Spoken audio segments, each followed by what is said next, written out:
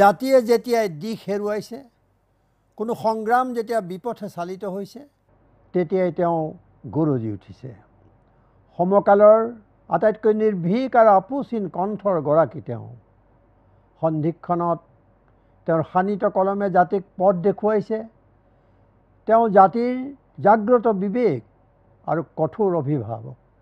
কৃতজ্ঞতাৰ কোনো শব্দৰে আমি তেওঁৰ ঋণ পৰিশোধ কৰিব নোৱাৰোঁ। আজি আমি সাক্ষাতলৈ আদৰণি জনাইছোঁ বিশিষ্ট বুদ্ধিজীৱী, চিন্তাবিদ, পণ্ডিত ডক্টৰ হীৰেণ গোহাঁই। ডক্টৰ গোহাঁই ডাঙৰীয়া, আপোনাক এই অনুষ্ঠানলৈ মই আদৰণি জনাইছোঁ। সমগ্ৰ দেশতে দেখা গৈছে যে এটা অসহিষ্ণুতাৰ পৰিৱেশ, যিটো খুব আলোচনা হৈছে চাৰিওফালে। আৰু সদ্য বিদায়ী ৰাষ্ট্ৰপতি প্ৰণৱ মুখাৰ্জী উপৰাষ্ট্ৰপতিগৰাকীয়েও আনকি অৱশেষত অসহিষ্ণুতাৰ বিষয়ে চৰকাৰক সতৰ্কবাণী শুনাইছে। গতিকে এই পটভূমিত আপুনিও যথেষ্ট লেখা মেলা কৰিছে, জনমত গঠনৰ চেষ্টা কৰিছে আৰু গণতন্ত্ৰৰ উদ্ধাৰ বুলিয়ে কওঁ বা গণতন্ত্ৰ ৰক্ষাৰ কাৰণে আপুনি যথেষ্ট কাম কাজ কৰিছে। অসমতো এনেকুৱা অসহিষ্ণুতাৰ পৰিৱেশ এটা সৃষ্টি হোৱা বুলি আপুনি ভাবে নেকি? ধন্যবাদ। অসমত এনেকুৱা এটা পৰিৱেশ সৃষ্টিৰ চেষ্টা যে চলা নাই সেইটো মই নকওঁ। আৰু প্ৰথমতেতো বেছ কোবেৰেই এই অভিযানটো চলোৱা হৈছে। কিন্তু আমাৰ দৰে বহুত মানুহে বাৰে বাৰে কৈ থকাৰ পিছত ভাৰতৰ অন্যান্য ঠাইত যিটো পৰিস্থিতি হৈছে তাৰ খবৰ পোৱাৰ পিছত বিভিন্ন জ্ঞানী গুণী মানুহে এই সম্পৰ্কে সকিয়নি দিয়াৰ পিছত অসমৰ ৰাইজে উপলব্ধি কৰিছে যে এইটো বৰ ভাল দিশলৈ গৈ থকা নাই হেৰিবিলাকে, ঘটনাবিলাকে। আৰু ফলত তেওঁলোকৰ মাজৰ পৰা এটা প্ৰতিৰোধ আহিছে আৰু যিটোৱে আগ্ৰাসী অসহিষ্ণু শক্তিবিলাকক কিছু পৰিমাণে থমকি ৰ'বলৈ বাধ্য কৰিছে। কিমান দিন থাকে ক'ব নোৱাৰোঁ, কিন্তু এতিয়া কিঞ্চিত গণতান্ত্ৰিক পৰিৱেশ অসমত এতিয়াও আছে।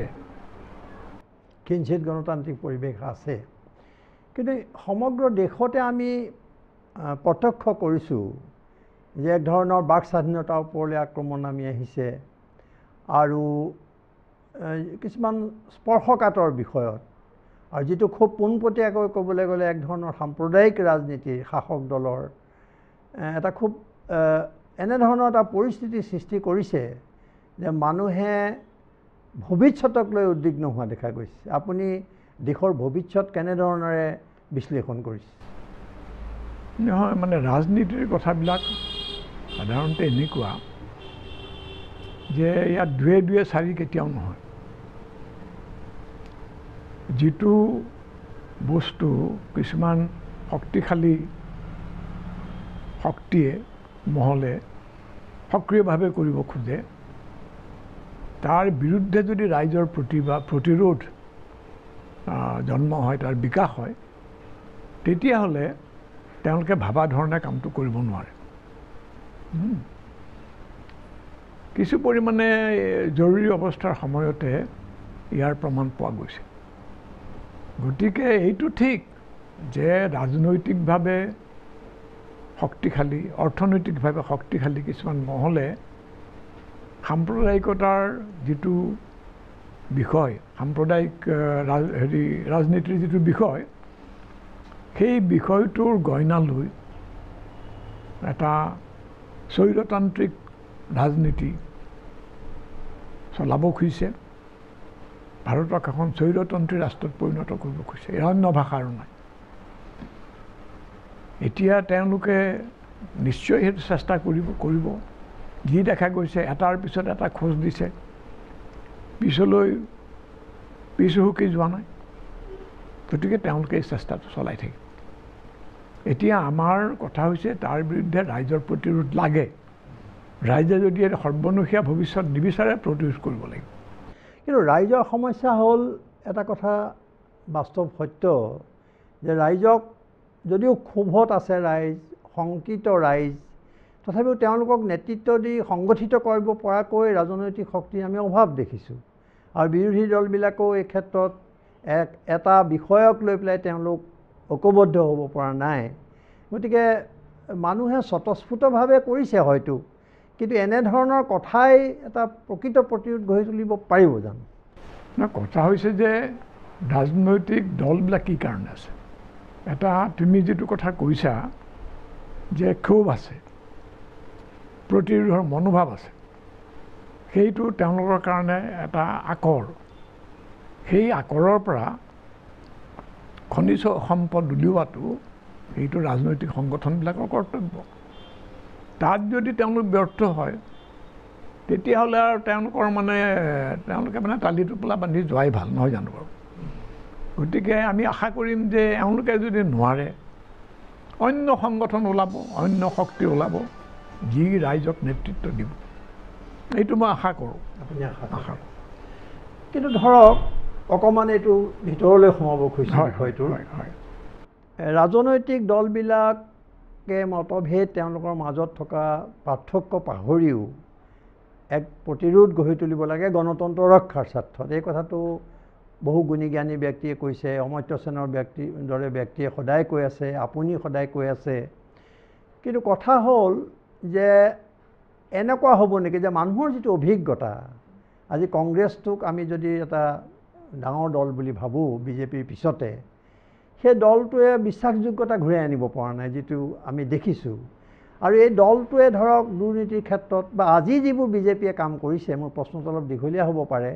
যে তেওঁলোকে প্ৰাইভেটাইজেশ্যন ব্যক্তিগতকৰণ ইত্যাদি ইত্যাদি যিবোৰ নতুন অৰ্থনৈতিক নীতি বা পিছত আমি দেখিলোঁ যে ডিমনিটাইজেশ্যন GST এই গোটেই কথাবোৰ কিন্তু এসময়ত কংগ্ৰেছে আৰম্ভ কৰিছিল গতিকে আজি এই পৰিৱেশত মানুহ অলপমান এটা দ্বিধা দ্বন্দ্বত মানুহ আছে কিন্তু যে আমি এইটো কৰি দিলে আকৌ কংগ্ৰেছে তাৰ সুযোগ ল'ব নেকি এই ধৰণৰ এটা পৰিৱেশ নাই জানো মোৰ উত্তৰ হৈছে এইটো যে কংগ্ৰেছে পাৰ্যমানে বিচাৰে যে বিজেপিৰ লগত ক্ষমতাৰ ভগাভগি কৰি তেওঁলোক টিকি থাকে সেইকাৰণে বিজেপিৰ যিবোৰ নীতি তাৰ প্ৰতি তেওঁলোকে যথেষ্ট কনচেশ্যন দি আছে বহুত সাম্প্ৰদায়িক কাম কাজ কংগ্ৰেছেই কৰিছে কোনো সন্দেহ নাই তেওঁলোকে অলপ মোলায়ম ধৰণে কৰে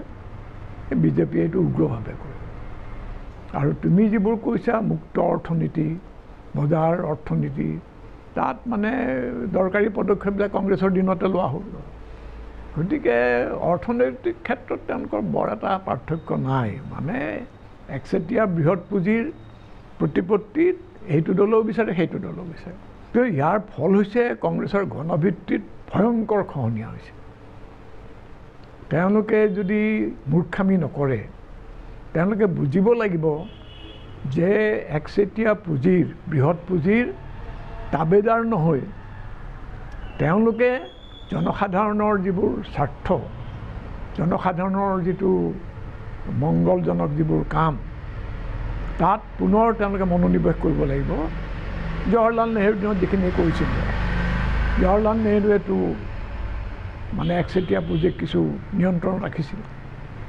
এতিয়া মুক্ত অৰ্থনীতিৰ নামত কি হৈছে আচলতে মুক্ত অৰ্থনীতি একো নহয় এতিয়া একচেটিয়া বৃহৎ পুঁজিৰ প্ৰাধান্য আৰু বৃহৎ পুঁজিৰ ৰক্ষণাবেক্ষণ বৃহৎ পুঁজিৰ ৰক্ষণাবেক্ষণ আৰু যেতিয়ালৈকে কংগ্ৰেছে সেইখিনি কৰিব নোৱাৰে তেতিয়ালৈকে সিহঁতৰতো আৰু বিশেষ গুৰুত্ব নাথাকিবই তেওঁলোকে নিজে যিমানে নাভাবক আৰু গতিকে কংগ্ৰেছে হয়তো এটা বৃহৎ জোঁটৰ অংশীদাৰ হিচাপে নিজকে ভাবিবলৈ সাজু থাকিব লাগিব যদি তেওঁলোকে ভাবে যে তেওঁলোকে এতিয়াও নেতৃত্ব দিবই আৰু নেতৃত্ব দিয়াৰ ক্ষমতা থাকিলে বাকীবিলাকে মানি ল'ব আৰু বিজেপি ব্যৰ্থ হ'ব তেওঁলোকে সুযোগ পাব এনেকৈ বহি থাকিলেও নহ'ব নাই সেইটো তেওঁলোকৰ হিচাপ ঠিকেই কৈছা তেওঁলোকে ভাবিছে যে ৰাইজে মাৰ খাই এসময়ত আমাক আকৌ ভোট দিব কিন্তু এই ভোটৰ পৰিৱেশটোৱেই হয়তো নষ্ট হৈ যাবলৈ ধৰিছে বিভিন্ন সময় নিৰ্বাচনৰ আগতে যিটো পৰিৱেশ হৈছিল সমগ্ৰ দেশত কংগ্ৰেছৰ দুৰ্নীতি ভ্ৰষ্টাচাৰে যিটো পৰিৱেশ সৃষ্টি কৰিছিল তাত মানুহে এক ধৰণৰ এটা মুক্তি বিচাৰিছিলে সামূহিকভাৱে হওক যি হওক তেতিয়া বহুতে বা অসমত আপুনি বিশেষভাৱে এটা কথা সকীয়াই দিছিল, অন্যান্য বিষয়ত সকীয়াই দিয়াৰ দৰে আপুনি কৈছিল যে বিজেপি আহিলে এনেকুৱা হ'ব বা তেনেকুৱা হ'ব, বিজেপিক বিশ্বাস কৰিব নোৱাৰি। বা আমিও আশংকা কৰিছিলোঁ যে কৰ্পৰেটৰ স্বাৰ্থ ৰক্ষাৰ বাহিৰে বিজেপিয়ে আন একো নকৰে বা এই ধৰণৰ কাম কিছুমান কৰিব। কিন্তু সেই সময়ত কোনো উপায় নাছিল, মানুহে বিচাৰিছিল এটা পৰিৱৰ্তন।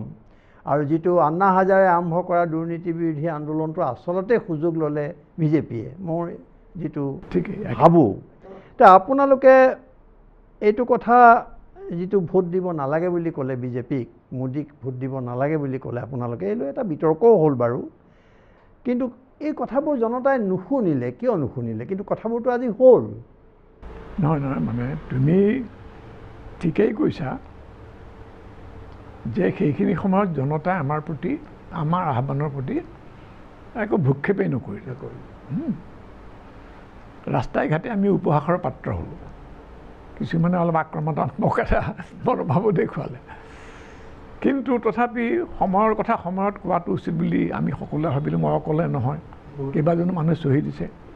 আপোনাৰ নেতৃত্বতে এটা গঢ়ি উঠিছিল মোৰ নামত, কিন্তু আচলতে সকলো বহুত কেইজন মানুহ মিলি পেলাই কামটো কৰিছোঁ। আচ্ছা, এতিয়া মানে কথাটো হৈছে এইটো যে সেইখিনি সময়ত তুমি কোৱাৰ নিচিনা প্ৰথমতে কংগ্ৰেছৰ প্ৰতি মানুহ একো অতিষ্ঠ, মই নিজেও অতিষ্ঠ।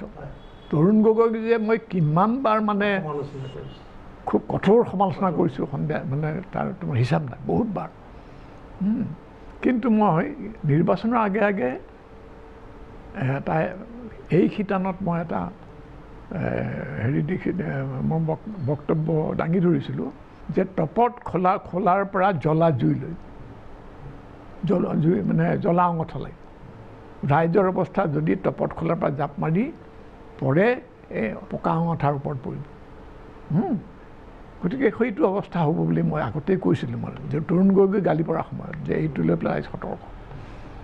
মই ব্যক্তিগতভাৱে আশা কৰিছিলোঁ যে অগপই এটা বুদ্ধিৰ কাম কৰিব আৰু ধৰ্ম নিৰপেক্ষ শক্তিবিলাকক লগত লৈ সিহঁতে যুঁজ এটা দিব। তেওঁলোকে আত্মসমৰ্পণ কৰি বহি থাকিল, তাৰপিছত আৰু মোৰ ক'বলগীয়া একো নাথাকে। এতিয়া আপুনি অগপৰ কথা ক'লে, মই নিজে, আপুনি বহুত লিখিছে, তেওঁলোকৰ সভা সমিতিটো আপুনি বহুত পৰামৰ্শ দিছে, আমিও বহুত কিবা কিবি চেষ্টা কৰিছোঁ। কিন্তু আঞ্চলিকতাবাদ বুলি ক'লে হয়তো অগপ মানেই আঞ্চলিকতাবাদ নহ'ব পাৰে। কিন্তু আজিৰ তাৰিখত আমি আঞ্চলিক দল বা আঞ্চলিক চিন্তাক তেওঁলোকে প্ৰতিনিধিত্ব কৰে বুলিয়েই ভাবি লৈছোঁ। তেনেস্থলত অসমত আপুনি আঞ্চলিকতাবাদৰ ভৱিষ্যত কেনে দেখিছে আজি এই পৰিৱৰ্তনৰ পিছত, বা তেওঁলোকে বিজেপিত বিজেপিৰ আত্মসমৰ্পণ কৰাৰ পিছত অসমত আঞ্চলিকতাবাদৰ ভৱিষ্যত কি? নহয়, সদায় অসমৰ আঞ্চলিকতাবাদৰ, তুমি পিছত হয়তো আমি আলোচনা কৰিবলৈ সময় পাম, অসমৰ আঞ্চলিকতাবাদৰ এটা সমস্যা সদায় থাকি গৈছে। সেইটো জনসাধাৰণৰ আঞ্চলিকতাবাদ নহৈ আমাৰ মধ্যবিত্ত শ্ৰেণীৰ আঞ্চলিকতাবাদ হৈছে। আৰু মধ্যবিত্ত শ্ৰেণীটো যিমানেই টকা পইচাৰ লোভত গণবিচ্ছিন্ন হৈছে, ঠিকা মথাউৰিত তোমাৰ বালিৰ ঠাইত মাটি দিয়া, এইবোৰ কাম কৰি পইচা উপাৰ্জন কৰা, এই ধৰণে যিমানেই মানে আমাৰ মধ্যবিত্ত আগবাঢ়িছে, সিমানেই জনসাধাৰণৰ যিবোৰ আৱেগ, অনুভূতি, আকাংক্ষা, ভয় তাৰ পৰা বিচ্ছিন্ন হৈছে। গতিকে যিমান দিন মানে অগপই সেই ধাৰাটোতে থাকি যাব, সিমান দিনে তেওঁলোক দুৰ্বল হৈ, ক্ৰমাগতভাৱে দুৰ্বল হৈ গ'ব। হয়তো এসময়ত বিজেপিয়ে গ্ৰাস কৰিব। তেওঁলোক সচেতন হোৱা সময় আহিছে। এতিয়া বিজেপিয়ে এইটো এটা পৰিকল্পনাই তেওঁলোকক গ্ৰাস কৰি পেলোৱা। কিন্তু আপুনি অন্ততঃ বিভিন্ন বিষয়ত বহুত আগতীয়াকৈ কিছুমান ভৱিষ্যতবাণী কৰিছে বিশ্লেষণ কৰি। কিন্তু মই এইটো প্ৰশ্ন সুধিছোঁ যে আঞ্চলিকতাবাদৰ ভৱিষ্যত আছেনে নাই? মানে আকৌ নতুন শক্তিয়ে পাৰিব নে নোৱাৰে, কি হ'ব? কাৰণ আমাৰতো আঞ্চলিকতাবাদৰ বাহিৰে গত্যন্তৰো নাই। নহয়, আঞ্চলিকতাবাদ মানে এনেকুৱা হ'ব নালাগে। এতিয়া যেনেকুৱা হৈছে ধৰা, এই খিলঞ্জীয়াৰ নামতে এমুঠি মানুহে সদায়, অসমৰ এমুঠি মানুহেতো আঞ্চলিকতাবাদ কেতিয়াও দাঙি ধৰিব নোৱাৰে। খুব স্পষ্ট কথা ক'বলৈ গ'লে অভিবাসী মুছলমানৰ সহায় আমাক লাগিব। যিটো অগপৰ কোনো নেতাই বুজি পায়, সকলোৱে বুজি নাপায়। আৰু সেই কথাটো যদি বুজে আৰু জনসাধাৰণৰ যিবোৰ অভাৱ অভিযোগ তেওঁলোকেতো ধৰা জনসাধাৰণৰ অভাৱ অভিযোগ লৈ কেতিয়াও খুব ব্যস্ত হোৱা মই দেখা নাই বৰ আচৰিত কথা মানে জনসাধাৰণে তেওঁলোকৰ ওপৰত আশা কৰিছিল ভৰসা কৰিছিল উন্নত ভৱিষ্যত আনি দিব বুলি ভাবিছিল বিজেপি এইবাৰ ইমান ভোট নাপায় যদিও অগপ নাথাকে ভাবিছিল যে অগপই জনসাধাৰণৰ তাতে প্ৰতিনিধিত্ব কৰি কিছু কাম কৰাব এইবোৰ একেবাৰে মানে জনসাধাৰণ নিৰাশ হ'ল গতিকে আঞ্চলিকতাবাদে যদি সেই দিশৰ প্ৰতি মনোযোগ দিয়া উচিত বুলি ভাবোঁ মই আৰু ৰাইজে তেওঁলোকক বাধ্য কৰিব লাগিলে নহ'লে বিকল্প আঞ্চলিক শক্তি এটা ওলাবই আমাৰ তুমি যদি কৈছা তোমাৰ যিটো ভিতৰত ভাৱ আছে মোৰ যিটো ভিতৰত ভাৱ আছে ধৰা আমি আঞ্চলিক শক্তিৰ প্ৰয়োজনীয়তা আমি অনুভৱ কৰোঁ আৰু আঞ্চলিক শক্তিৰ দ্বাৰাই মানে অসমৰ উপকাৰ হ'ব বুলি এতিয়াও ভাবোঁ আমি নাভাবোঁ যে সৰ্বভাৰতীয় দলৰ দ্বাৰা আমাৰ বৰ বেছি উপকাৰ হ'ব সৰ্বভাৰতীয় দলৰ দ্বাৰা উপকাৰ হ'ব যদি তেওঁলোকে আঞ্চলিক অভাৱ অভিযোগ সমস্যা আঞ্চলিক আশা আকাংক্ষা গুৰুত্ব দিয়ে সেইটো যদি যিহেতু আমি ভাবোঁ গতিকে মই ভাবোঁ যে আঞ্চলিকতাৰ ভৱিষ্যত একেবাৰে নস্যাৎ কৰি দিব নোৱাৰি কাৰণ এই মুহূৰ্ততে তাৰ অন্য বিকল্পৰ কথা আমি ভাবিব নোৱাৰোঁ আজিও ধৰা এটা উদাহৰণ দিছোঁ দীনদয়াল উপাধ্যায়ৰ নামত চৰকাৰী কলেজৰ নামকৰণৰ বিৰুদ্ধেতো দল মত নিৰ্বিশেষে অসমৰ বহু সকলোৱে প্ৰতিবাদ কৰিছে এইটো এটা আঞ্চলিকতাবাদৰ লক্ষণ হয়নে নহয় আঞ্চলিকতাবাদী মনোভাৱৰ লক্ষণ এইটোৰ সদ্ব্যৱহাৰ যদি কোনো ৰাজনৈতিক নেতাই কৰিব নোৱাৰে দলে কৰিব নোৱাৰে এইটো সিহঁতৰ মূৰ্খামি এতিয়া জাতিৰ আশা আকাংক্ষাৰ কথা যিটো ক'লে আপুনি সমস্যা জনসাধাৰণে সমস্যাৰ সমাধান হ'ব বুলিয়েই ইটোৰ পিছত সিটো দলক চৰকাৰত বহুৱাই আহিছে হয়তো বিকল্প সঠিক নথকাৰ কাৰণে কিছুমান ভুল সিদ্ধান্তও ল'ব লগা হৈছে কিন্তু তেওঁলোকক প্ৰতাৰণা কৰিলে কংগ্ৰেছে প্ৰতাৰণা কৰিলে আঞ্চলিক দলে প্ৰতাৰণা কৰিলে এইবাৰো বিজেপিক আপুনি কোৱাৰ দৰে যে খিলঞ্জীয়া থলুৱা মানুহে ভোট দিছে এই আশাৰেই যে তেওঁলোকে সাম্প্ৰদায়িক ৰাজনীতিৰ কথা ভবা নাছিলে কিন্তু ভাবিছিলে যে এওঁলোকে এটা ভাল কিবা কৰিব বাংলাদেশীৰ পৰা মুক্ত কৰিব সৰ্বজন অনুপ্ৰৱেশ বন্ধ কৰিব এই মানুহখিনি এটা কথা মই কওঁ ৰাইজৰ মনত এতিয়াও ধাৰণা আছে যে অসমৰ সৰ্বসাধাৰণ ৰাইজৰ দাৰিদ্ৰৰ কাৰণ বাংলাদেশী এইটো অত্যন্ত সৰলীকৃত কথা আৰু আমাৰ যিবোৰ বুনিয়াদী সমস্যা ৰাজ্যখনৰ সেইবোৰ নাভাবি এই ধৰণৰ গতিকে ধৰা এতিয়া আমাৰ কৃষিৰ উন্নতি আৰু ক্ষুদ্ৰ শিল্পৰ ক্ষুদ্ৰ ব্যৱসায়ত উৎসাহ দান এই কথাবিলাক নকৰি পেলাই এনেই আঞ্চলিকতাবাদী কিছুমান ভাৱাবেগ প্ৰচাৰ কৰি থাকিলেতো নহ'ব মই যিটো কৈছোঁ এই যে মানুহ বাৰে বাৰে কিন্তু প্ৰতাৰিত হৈছে হয় আজি ৰাইজে যদি অগপৰ ওপৰত আস্থা হেৰুৱাইছে আৰু অগপ লাহে লাহে লাহে লাহে গ্ৰাস কৰি পেলাইছে বিজেপিয়ে এই মুহূৰ্তত অগপৰ আৰু প্ৰতিটো সিদ্ধান্ত এইখন চৰকাৰে 1.5 বছৰত প্ৰতিটো সিদ্ধান্ত ৰাইজৰ ইচ্ছাৰ বিৰুদ্ধে আশা আকাংক্ষাৰ বিৰুদ্ধে তেওঁলোকে জাপি দিছে আৰু অগপই আমি দেখিছোঁ যে তাত থাকিও কিছু কথা তেওঁলোকে প্ৰতিধৰ্মীভাৱেই হওক যেনেধৰণক প্ৰতিবাদ কৰিছে কিন্তু এতিয়া আপুনি কি ভাবে যে এই দলটোৱে সেই চৰকাৰত থকা উচিত নে নথকা উচিত নে কি কৰিব পাৰে তেওঁলোকে নাই মই ভাবোঁ যে তেওঁলোকে মানে এটা আত্মসমৰ্পণৰ মনোভাৱ নলৈ যদি চৰকাৰৰ ভিতৰত থাকি নিজৰ মতামত সাব্যস্ত কৰে এটা প্ৰেছাৰ গ্ৰুপ হিচাপেও থাকে তেতিয়াহ'লে বিজেপি এনেকুৱা গুৰুত্ব দিবলৈ বাধ্য হ'ব কিন্তু তেওঁলোকৰ যিটো কথা কাণ্ড দেখিছোঁ অলপ মানে আত্মসমৰ্পণৰ ভাৱটো বহুত বেছি মানে আৰু বিশেষকৈ তেওঁলোকৰ প্ৰাক্তন সতীৰ্থ কিছুমান এতিয়া বিজেপিৰ একেবাৰে অসমৰ বিজেপিৰ মূল মানুহ হৈ পৰিছে গতিকে সেইটোৱে তেওঁলোকক অলপমান বোধহয় বিপদত পেলাইছে তেওঁলোকে ভাবিছোঁ আচলতে দূৰদৰ্শিতাৰ অভাৱ সেইটো সকলো সাধাৰণ মানুহে বুজি পায় যে তেওঁলোকৰ অস্তিত্বই বিপন্ন হ'বলৈ গৈছে আৰু তেওঁলোক অপমানিতও হৈছে যথেষ্ট অপমান আৰু তেওঁলোকেতো গণতান্ত্ৰিক মনোভাৱ পোষণ কৰাই নাই বিজেপিয়ে অগপৰ বেলিকা এতিয়া আপোনাক সুধিব খুজিছোঁ যে সোণোৱাল আৰু লগতে হিমন্ত বিশ্ব শৰ্মা বুলি ক'বই লাগিব যে এওঁলোকৰ নেতৃত্বত অসমৰ জাতি জনগোষ্ঠী ভাষা সংস্কৃতি সুৰক্ষিত হ'ব বুলি আপুনি ভাবে নেকি নাই চোৱা এইটোতো অৱশ্যে আপুনি কৈছেই আশা নাই কিন্তু কেনেধৰণৰ বিপদ নহয় মানে মই ধৰা যেতিয়া সোণোৱাল চৰকাৰ নিৰ্বাচিত হ'ল তেতিয়া মই আমাৰ অসমত 3টা সংখ্যা ধৰি দীঘলীয়া প্ৰবন্ধ লিখিছিলোঁ অসমৰ ভূমি সমস্যা ইত্যাদি লৈ আৰু কিছুমান পৰামৰ্শ দিছিলোঁ যিবিলাক মই ভাবোঁ তেওঁলোকে মানা হ'লে ৰাইজৰ পৰা আদৰ পালেহেঁতেন তেওঁলোকৰো মানে কোনো স্থিতিৰ বিশেষ সলনি কৰিব লগা নহ'লহেঁতেন কিন্তু যি দেখা গৈছে তেওঁলোকে বৃহৎ পুঁজিৰ স্বাৰ্থ ৰক্ষাকেই গুৰুত্ব দিবলৈ ধৰে দিল্লীৰ নিৰ্দেশত গতিকে তেনেকুৱা এটা চৰকাৰৰ প্ৰতি আৰু এতিয়া আস্থা পোষণ কৰি থকা অতি মস্কিল মানে কিন্তু এটা কথা ধৰা আমি যিহেতু গণতন্ত্ৰত বিশ্বাস কৰোঁ গতিকে নিৰ্বাচনৰ যিটো জনমত জনাদেশ সেইটো কিছু পৰিমাণে আমি মানিবলৈ বাধ্য কাৰণ তেওঁলোক নিৰ্বাচিত হৈছে জনসাধাৰণৰ ভোটত যদিও জনসাধাৰণৰ আস্থা হেৰাইছে এইটো ঠিকেই জনসাধাৰণৰ আস্থা হেৰাইছে গতিকে আমি আমাৰ মানে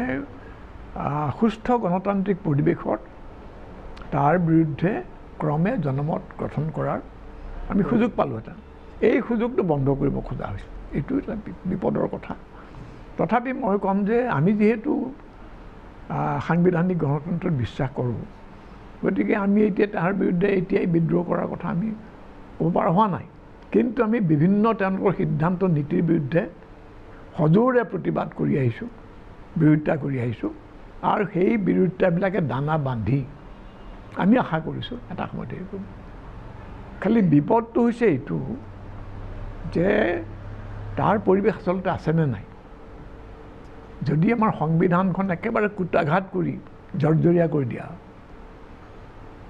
তেতিয়াহ'লেতো বেলেগ ৰাস্তাৰ কথা ভাবিব লাগিব কি ৰাস্তা মই এতিয়া ক'ব নোৱাৰোঁ সেই ৰাস্তা আপুনি ওলাব নেকি নে কাম কাজৰ মাজে ওলাব সেই ৰাস্তা মই এই সম্পৰ্কত মন্তব্য দিব নোৱাৰোঁ কিন্তু আপোনাক মই এইটো ক'ব খুজিছোঁ যে আপুনি যিটো ক'লে যে নিৰ্বাচিত কিন্তু এইটোওতো ঠিক যে 30% ভোট পাইতো আমাৰ চৰকাৰ গঠন কৰে 70% ভাগ হৈ থাকি যায় বিৰোধী পক্ষত এইটো অলপমান চিন্তা কৰিবলগীয়া বিষয় এইটো ধৰা ইমান দিন সেইটোৱে চলি আহিছে আৰু তাৰ জৰিয়তে কিন্তু ইমাৰ্জেঞ্চিৰ যিবিলাক অত্যাচাৰ তাৰ বিৰোধিতা ৰাইজে কৰিছে গতিকে মই ভাবোঁ যে যদি মানে আমাৰ বিৰোধী দলবিলাকৰ মাজত কিছু গুড চেন্স থাকে তেতিয়াহ'লে তেওঁলোকে আৰু ৰাইজৰ মাজৰ পৰা নতুন দল সংগঠন ওলাইও আহিব পাৰে যেনেকৈ এই ইমাৰ্জেঞ্চিৰ বিৰুদ্ধে হৈছিলে গতিকে সেই ধৰণে আমি এটা আশা কৰাটো মই ভাবোঁ যে একেবাৰে ভুল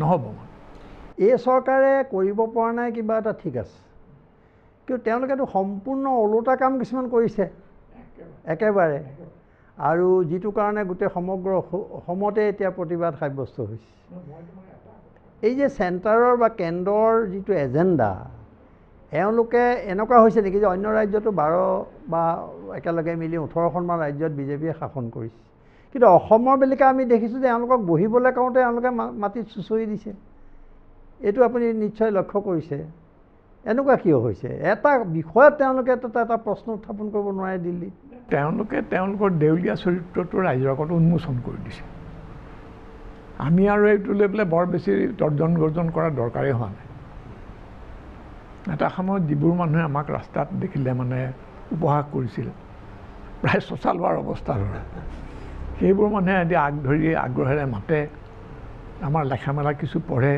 সৰু সৰু মানুহ যিবিলাক ধৰা আমি যাক সৰু মানুহ বুলি ভাবোঁ পাণ দোকানী ক্ষুদ্ৰ ব্যৱসায়ী আৰু শ্ৰমিক কৰ্মচাৰী এইটো মানে মই ভাবোঁ যে আশাৰ কথা খালি এইটো এটা কথা মই ৰাজনীতিবিদ নহয় ৰাজনীতিবিদবিলাকৰ এইটো দায়িত্ব মানে কৰ্তব্য এই পৰিস্থিতিৰ সদ্ব্যৱহাৰ কৰা নোৱাৰিলে সেইটো আৰু তেওঁলোকৰ দুৰ্ভাগ্য তথা আমাৰ জাতিৰ দুৰ্ভাগ্য আমি আকৌ আহিম অন্যান্য প্ৰসংগলৈ খন্তেক পিছত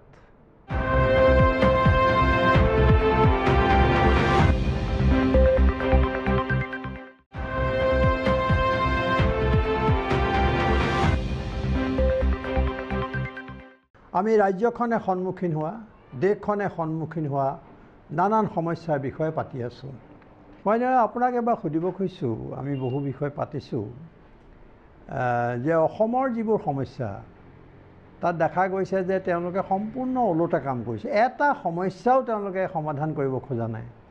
আৰু দেখা গৈছে যে মই কৈছোঁৱেই ইতিমধ্যে যে অন্যান্য ৰাজ্যবিলাকতকৈও এওঁলোকে বেছি মানে আগবাঢ়ি কামবোৰ কৰিবলৈ লৈছে। যেনে ধৰক বিভিন্ন সময়ত হিন্দু ৰাষ্ট্ৰৰ সপোন লৈ সংস্কৃতৰ কথা আনিছে, কিবা এটা আনিছে, অন্যান্য বিষয় আনিছে, দীনদয়ালক আনিছে, এইবোৰে অগ্ৰাধিকাৰ পাইছে।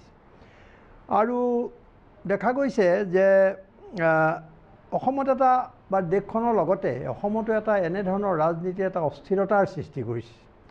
আৰু জনমতৰ কথা যিটো আপুনি ক'লে, জাতীয় সংগঠন বা জনমত বুলি কৈছোঁ, তাত দেখা গ'ল যে তেওঁলোকে ইমান বেপৰোৱা বা এনেকৈ তেওঁলোকে অগ্ৰাহ্য কৰিছে যে ধৰক দীনদয়াল উপাধ্যায়ৰ বিষয়টো যেতিয়া চাৰিওফালে প্ৰতিবাদ হ'ল, কোনোবাই হয়তো ভাবিছিলে তেওঁলোকে এইটো পৰ্যালোচনা কৰিব, ভাবিছিলে মানুহে গণতান্ত্ৰিক দেশৰ এটা চৰিত্ৰ। কিন্তু তাত দেখা গ'ল দুলীয়াজনত যিখন বিজেপিৰ কাৰ্যনিৰ্বাহক বহিল, তাত কিন্তু বিষয়টো উত্থাপন হোৱাৰ লগে লগে সকলোৱে একমুখে তাত সমৰ্থন জনালে। আৰু বিজেপিৰ সভাপতিগৰাকীয়ে গোটেই জাতিৰ সংজ্ঞাটোকে নাকচ কৰিলে, অসমীয়া জাতিৰ। তাৰপিছতো আমি কি কৰিব লাগিব? আপুনি কি ভাবে? আপুনি লিখিছে এইবোৰ, কিন্তু আপুনি দৰ্শকক কি ক'ব আজি?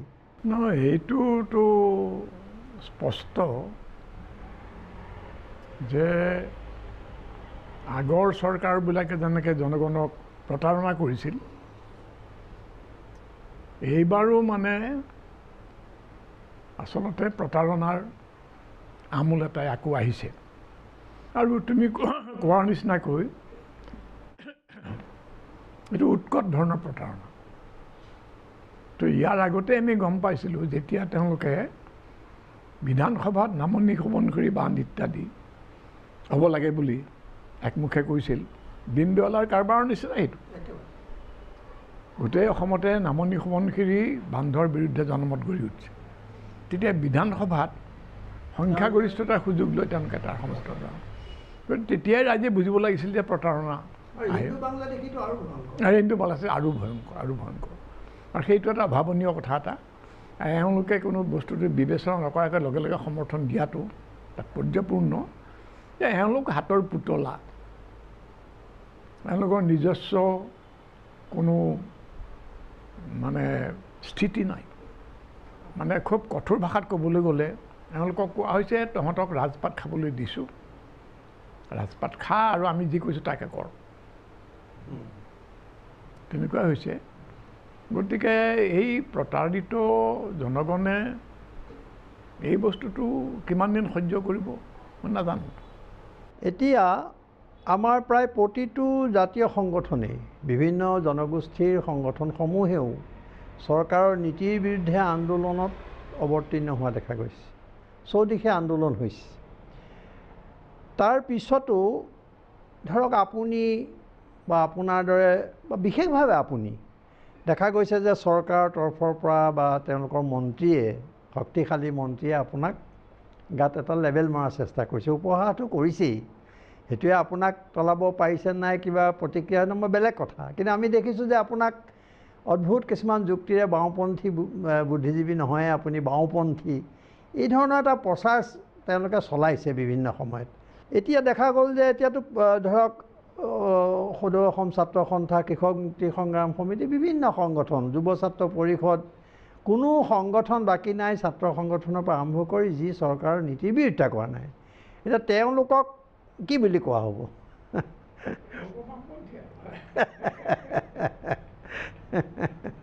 নাই, আচলতে তুমি বুজিছাই যে এইবোৰ হৈছে মানে যুক্তিৰ পৰা মানুহৰ মন আঁতৰাই নিয়াৰ চেষ্টা। মানে মানুহৰ গাত চাপমোহৰ মাৰি দিয়া হয় যাতে মানুহটো কি কথা কয় তাৰ যুক্তি কোনেও তুলকি নাচায়।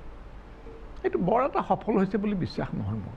তেওঁলোকৰ যিটো প্ৰচাৰ বা তেওঁলোকৰ যিটো পৰিকল্পনা, যিটো কাৰণে তেওঁলোকৰ উগ্ৰতা সম্প্ৰতি কিছু পৰিমাণে হ্ৰাস পাইছে।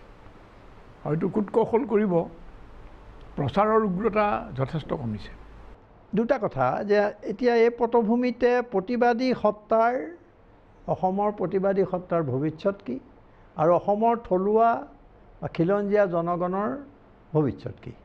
নহয়, এতিয়া কথাটো হৈছে কি, যে প্ৰতিবাদ যে ৰাইজে কৰিব খোজে, প্ৰতিবাদত চামিল হ'ব খোজে, 12টা দিশৰ যিখন সমাৱেশ হ'ল, কেইজনমান মানুহে মিলি পেলাই দিয়া এটা আহ্বান, 10-15 দিনৰ এটা মানে আয়োজন, উদ্যোগ, তাতেতো মানে ধৰা প্ৰতিকূল বতৰ নেওচি মানুহ আহিছে, 1500মান মানুহ হৈছে কম, ৰাস্তাৰ পৰা মানুহ সমদলত গৈছে, গতিকে প্ৰতিবাদৰ এটা হেৰি আহিছে বুলি মোৰ ধাৰণা। মানে সেইটো এতিয়া পৰৱৰ্তীকালত সংগঠনবিলাকে কিমান আগুৱাই নিব পাৰে তেওঁলোকৰ কথা।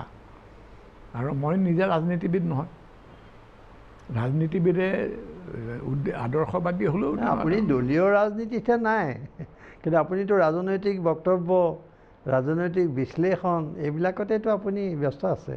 এটা কথা, আদৰ্শবাদী ৰাজনীতিবিদেও বিচাৰে ক্ষমতা হ'লেহে তেওঁৰ আইডিয়াবিলাক তেওঁ কাৰ্যকৰী কৰে। মই সেইটো কোনোদিন বিচৰা নাই, সেইখিনিতে অলপ পাৰ্থক্য আছে। আৰু যদিও তুমি ঠিকেই কৈছা যে মই ৰাজনৈতিক বিষয় লৈয়ে লিখালিখি কৰি আছোঁ। এতিয়া কথা হৈছে প্ৰতিবাদী সত্তা এটা অসমততো এটা আছে, আৰু তাৰ মানে লাহে লাহে তাৰ বিকাশ আৰম্ভ হৈছে। এইটোৰ সুযোগ যদি আমাৰ বিৰোধী শক্তিবিলাকে ল'ব নোৱাৰে, সেইটো সিহঁতৰ মূৰ্খামি বুলি আগতে কৈছোঁ। খিলঞ্জীয়াৰ কথাটো এটা কথা আছে, মই ভাবোঁ যে আমি এইটো ঐতিহাসিক হেৰিটো অলপ বিচাৰ কৰিছোঁ। আৰু 1826 চনৰ পৰা আমি ঔপনিৱেশিক শাসনৰ অধীনত আছিলোঁ, আৰু অসমখন তেওঁলোকে দখল কৰি লৈছিল। তাৰ বিৰুদ্ধে যিবোৰ বিদ্ৰোহ হৈছিল চব মষিমূৰ কৰিলে। কৰাৰ পিছত তেওঁলোকে বাহিৰৰ পৰা ধুমধাম মানুহ আনিলে, আৰু ব্ৰিটিছ সাম্ৰাজ্যৰ অংশ হিচাপে অসমীয়া মানুহে দেখিছোঁ সেইখিনি সময়ত এইবিলাক মানি ল'বলৈ বাধ্য। আৰু সেইখিনি সময়ৰ পৰা যিবোৰ মানুহ আমাৰ লগত আছে, তেওঁলোকক একেবাৰে নাকচ কৰি আমি কিবা কৰিব পাৰোঁ নেকি বাৰু, সেইটো এটা ভাবিব লাগে দেই। খিলঞ্জীয়াৰ কথাটো মই ভাবোঁ যে এটা অঞ্চলৰ এটা প্ৰান্তৰ খিলঞ্জীয়া ৰাইজৰ অধিকাৰ নিশ্চয় আছে, কিন্তু বাস্তৱসন্মত ৰাজনীতি হৈছে এইটো যে বাকী যিসকল মানুহ আছে তেওঁলোকক একেবাৰে আওকাণ কৰি আমি খিলঞ্জীয়াৰ স্বাৰ্থ যদি ৰক্ষা কৰিব খোজোঁ, আমি চৰকাৰ বা ৰাষ্ট্ৰৰ পাল্লাত পৰিম। চৰকাৰে আমাৰ খিলঞ্জীয়া হেৰিটো মানে গোটেই কথাটোকে ব্যৱহাৰ কৰিব, তাৰপৰা আমাৰ একো লাভ নহ'ব, আমি মানে লাভলৈ চাওঁতে মূল্য হেৰুৱাম। আপুনি অসম আন্দোলনৰ বিৰোধিতা কৰিছে বুলিয়ে ক'ব লাগিব, যদিও আপুনি তাৰ এটা উগ্ৰ জাতীয়তাবাদী দিশটোৱেহে বিৰোধিতা কৰিছিলে আমি জনাত, আৰু তাৰ কাৰণে আপুনি বহুত লাঞ্ছনাও ভুগিব লগা হ'ল। আৰু তাৰপিছত আন্দোলনটোৰ পিছত আপুনি পৰৱৰ্তী পৰ্যায়ত আটাইতকৈ সঠিক মূল্যায়ন বুলি আমি ক'ম, যিটো আপুনিয়ে নিৰ্ভৰযোগ্য এটা মূল্যায়ন কৰিছিল, সেই সময়ত আপুনি কোনবোৰ কাৰণত আন্দোলনটোৰ বিৰোধিতা কৰিছিল? কাৰণ এই যিহেতু বিদেশী কথা ওলাইছে, সেইকাৰণে মই প্ৰশ্নটো উত্থাপন কৰিছোঁ। নহয়, তেতিয়া ধৰা প্ৰথমতেতো কোনো মানুহেই এই গোটেই আন্দোলনটোৰ সামূহিক চৰিত্ৰ যিটো, তাৰ গতিপথ লগে লগেতো অনুমান কৰিব পৰা নাছিল। কিছুমান ভয়ংকৰ লক্ষণ দেখিছিলোঁ। ফুলুং চাপৰি বুলি এখন ঠাইত এই বিহুৰাম বড়ো আৰু হাবিৰাম বড়ো বুলি দুজন বড়ো, আৰু নামকেইটা অসমীয়া, বিহুৰাম আৰু হাবিৰাম বাহিৰৰ মানুহ হ'ব পাৰে নেকি? তেওঁলোককতো ছাত্ৰ সন্থাৰ ল'ৰাই গৈ পেলাই মাৰ্ডাৰ কৰিলে তাত পুলিচৰ সহায়ত। গতিকে এইবোৰতো ভয়ংকৰ লক্ষণ আছিলে। তাৰপিছত মই গম পাইছিলোঁ যে মালিগাঁৱৰ ল'ৰা কিছুমান ইঞ্জিনিয়াৰিং কলেজৰ বঙালী ল'ৰাক হত্যা কৰা হ'ল, কোনো কাৰণ নাই, বঙালীৰ কাৰণে হত্যা।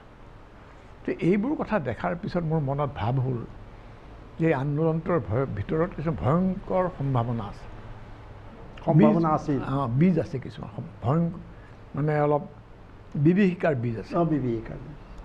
গতিকে কিন্তু আন্দোলনটোৰ সম্ভাৱনাও আছিলে এটা। নহয়, মই ক'বলৈ দিয়া, মই কলাখাৰ তেতিয়াও দেখিছিলোঁ যে যিখিনি তাৰ ন্যায্য দাবী আছে, আৰু সেইবোৰ সম্পৰ্কে মই আন্দোলনৰ আগৰ পৰাই লিখিছোঁ যে অসমৰ অৱহেলিত অসম ইত্যাদি কথা মই বহুত লিখিছোঁ, প্ৰবন্ধ পাতি কিবা কিবি, সেইবোৰ তেওঁলোকে নপঢ়ে আৰু গমেই নাপায়।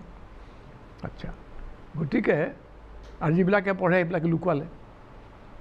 গতিকে তোমাৰ হ'ল কি যে আন্দোলনটোৰ প্ৰথমতে তাৰ যি ভয়ংকৰ দিশ সেইটোৰ প্ৰতি মোৰ দৃষ্টি আকৃষ্ট হ'ল আৰু মানুহক তাৰ বিপদ সম্পৰ্কে মই সচেতন কৰিব বিচাৰিম।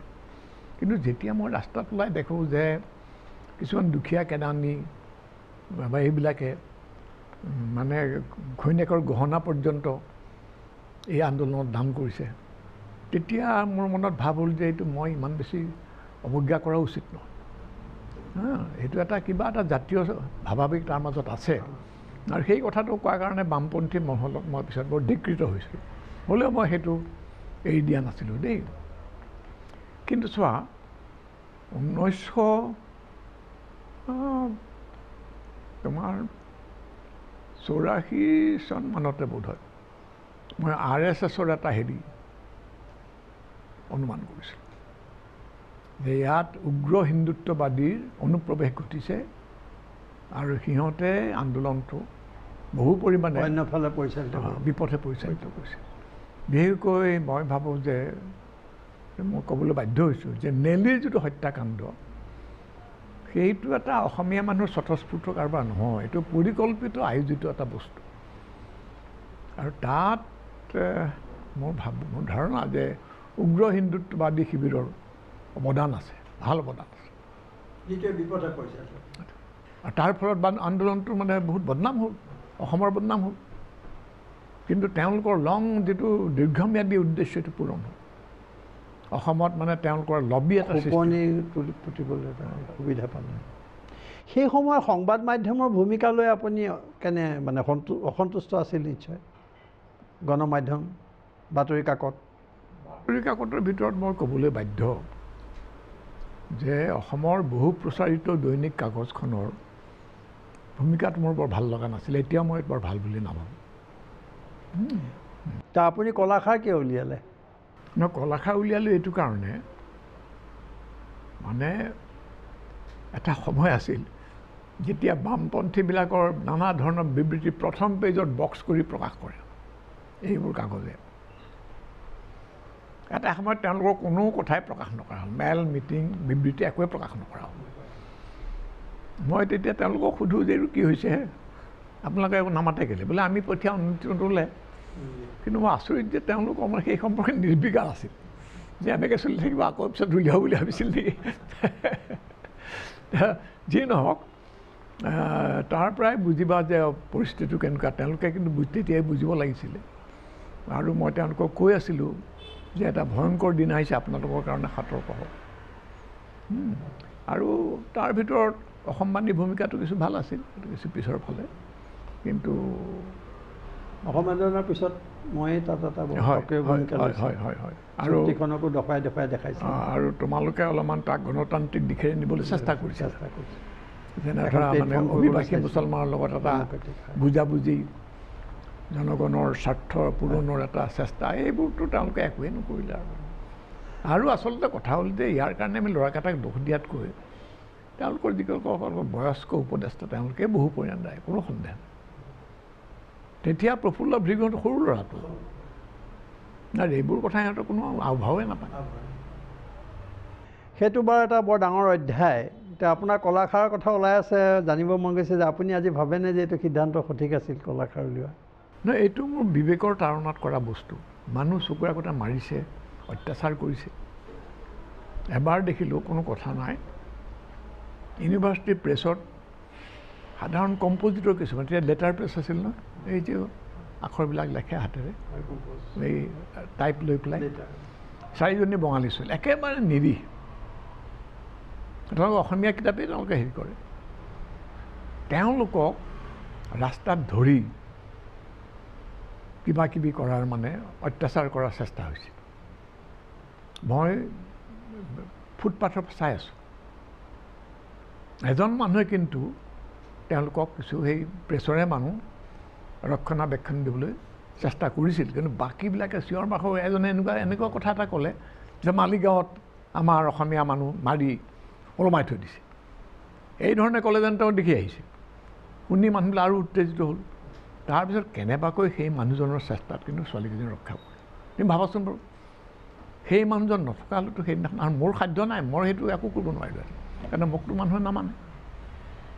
গতিকে আপুনি বিবেকৰ তাৰণাতে অন্য কোনো অন্য কি কাৰণ তেতিয়াতো আপোনাৰ লেখাৰ চাগে কোনো কাকতত প্ৰকাশ নহয় নহয় সেইটো এটা কথা এতিয়া মই এইটো ক'ব খোজোঁ আপোনাক যে এটা মোৰ মনত খেলাইছে যে এটা বিৰাট গণ আন্দোলন তাততো এনেকুৱা কিছুমান ঘটনা সৰু সুৰা বা এনেকুৱা ধৰণৰ দুখজনক ঘটনা ঘটিবই কিন্তু এতিয়া মূল কথাটো তল মানে আমি নাচাম নেকি সেইবোৰলৈ গুৰুত্ব দি নহয় কথাটো হৈছে যে আমি চাব লাগিব যে মূল কথাটো কাৰ্যকৰী কৰিবলৈ কিমান আন্তৰিকতা তেওঁলোকে চেষ্টা কৰিছে মূল কথাটো সন্মুখত ৰাখি এই মাৰপিট কৰা হেৰি কৰা আৰু এই কথাবোৰ লুকুৱাই দিব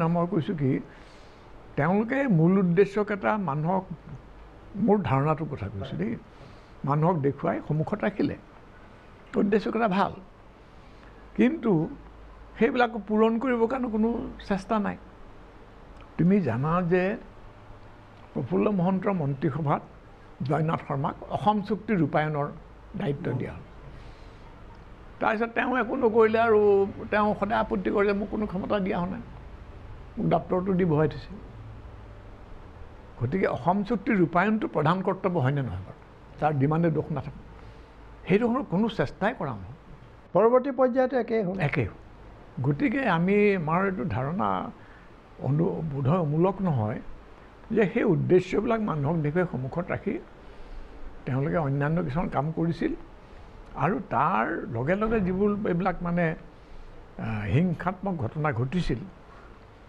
অপ্ৰীতিকৰ ঘটনা ঘটিছিল সেইবোৰ হ'বলৈ দিছিল মানুহৰ ক্ষোভটো তেনেকৈ প্ৰকাশ পায় আপুনি পৰৱৰ্তী পৰ্যায়ত যেতিয়া মূল্যায়ন কৰে তাৰ যুক্তিযুক্ততা আপুনি আগতেও লিখিছে কিন্তু আপুনি যে টেলিগ্ৰাফত আপুনি খুব লিখিছিলে বোধ কৰোঁ মই যদি ভুল কৰা নাই সেইটো নহয় সেই আৰ্টিকেলটো ওলাইছিল এনেকৈ ইকনমিক পলিটিকেল উইকিত আগতে লিখিছে সেইটো নহয় এইটো লিখিলোঁ মই ছানডে বুলি তেতিয়া খুব ছানডে যিখন আলোচনী তাত কিন্তু লাহে লাহে যেতিয়া আপুনি ইয়াৰ যুক্তিযুক্ততা প্ৰদৰ্শন কৰিলে তেওঁলোকে আপোনাৰ লেখাৰ প্ৰতি অলপ আগ্ৰহী নোহোৱা হ'ল নেকি বাৰু ছানডে বা টেলিগ্ৰাফ তেওঁলোক নহয় যেতিয়া তেওঁলোকে দেখিলে যে মই কংগ্ৰেছক ৰেহাই দিয়া নাই সেইখিনি সময়ত তেওঁলোকৰ ওপৰত কংগ্ৰেছৰ প্ৰভাৱ আছিল নেকি নাজানো আৰু তেওঁলোকে তেতিয়া লাহে লাহে অলপ মানে প্ৰকাশ কৰিবলৈ অনীহা ময়ো বাদ দিলোঁ আৰু আপোনাক মনত পৰে বোধকৰোঁ কলাখাই আপুনি চাইকেল চলাই বিলাই ফুৰিছিল আৰু আপোনাক এইখিনিতে আক্ৰমণো হৈছিলে আপোনাৰ ওপৰত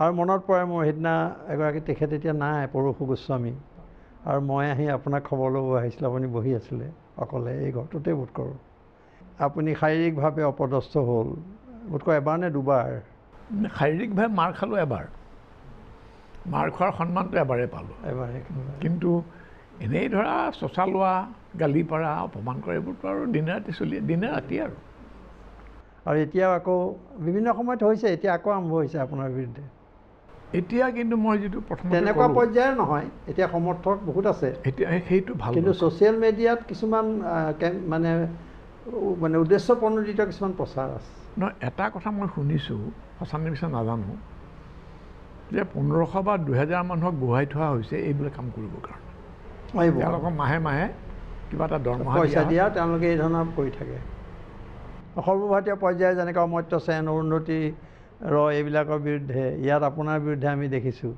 বা কিছুমান লাগিছে তাত বহুত অন্যান্য ধৰণৰ মানুহ আছে এতিয়া আমি অলপমান ভাৰতবৰ্ষৰ কথালৈ যদি চাওঁ দেখিম যে এওঁলোকৰ হাতত এওঁলোকে উন্নয়ন কৰিব ধৰক নোৱাৰিব উন্নয়নটো শ্লোগান হৈ থাকিব দেখা গৈছে গতিকে হিন্দু কাৰ্ড তেওঁলোকে খেলিছে যিমান পাৰে কিন্তু ধাৰণা হয় যে হিন্দু কাৰ্ডটো খেলি সদায় নোৱাৰিব তেওঁলোকে গতিকে অৱশেষত 19 চনৰ নিৰ্বাচনৰ আগতে নৰেন্দ্ৰ মোদীয়ে যেতিয়া দেখিব যে এইবোৰ একো নহ'ল মানুহে বিশ্বাস কৰা নাই তেওঁলোক এক ধৰণৰ এটা ফেচিবাদী এজেণ্ডা বা সাম্প্ৰদায়িক সংঘৰ্ষ সৃষ্টিৰ এটা এজেণ্ডা গ্ৰহণ কৰাৰ সম্ভাৱনা আছে নেকি এতিয়া তেওঁলোকে কৰিব বুলি মই আৰু তোৰ ভৱিষ্যতবাণী কৰিব নোৱাৰোঁ আপুনি কি দেখিছে মানে তুমি যি ধৰণে কথাটো কৈছা তাৰ পৰাতো সেইটো সম্ভাৱনা মানে যথেষ্ট মানে সেই আশংকা আছে বুলি এটা ধাৰণা হয় সেই ধৰণৰ কিবা এটা কৰিব এটা গণ্ডগোল লগাব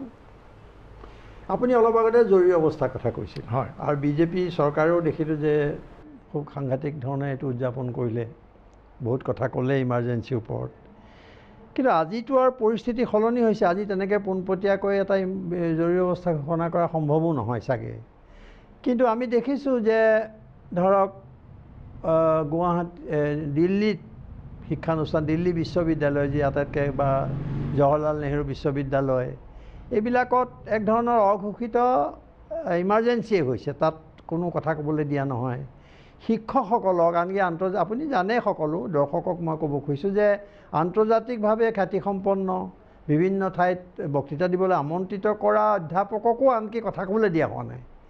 আৰু যিটো RSSৰ যিটো ছাত্ৰ সংগঠন ABVP, তেওঁলোকৰ অনুমতি নোহোৱাকৈ এতিয়া বিশ্ববিদ্যালয় বা কলেজবিলাকত কোনো ধৰণৰ আলোচনা অনুষ্ঠিত কৰিব নোৱাৰা পৰিৱেশ এটা পালে। আৰু ধৰক আমি দেখিলোঁ কাক কেনেকৈ হত্যা, অন্ধ্ৰপ্ৰদেশত কি ধৰণে কৰা হ'ল, গো ৰক্ষাৰ প্ৰশ্নত কি ধৰণে হত্যাৰ ৰাজনীতি হ'ল, ইত্যাদি ইত্যাদি আমি বহুত দেখিলোঁ। অমৰ্ত্য সেনৰ ডকুমেণ্টাৰী বন্ধ হ'ল, আৰু তেনেকুৱা কিছুমান ডকুমেণ্টাৰী বন্ধ হ'ল, আৰু গণতান্ত্ৰিক অনুষ্ঠানবিলাকত তেওঁলোকে সাম্প্ৰদায়িক চিন্তা চৰ্চাৰ মানুহক নিয়োগ কৰিলে। এই গোটেইবোৰ কথা যদি আমি চাওঁ, মই তালিকাখন দীঘলীয়া নকৰোঁ, তেতিয়াহ'লে আমি কি ক'ম? এইটো এটা মানে ইমাৰ্জেঞ্চিৰ দৰেই দেখোন ঘটনা। আপোনাৰ উত্তৰ বিচাৰিম, কিন্তু এইখিনিতে অকণমান বিৰতি।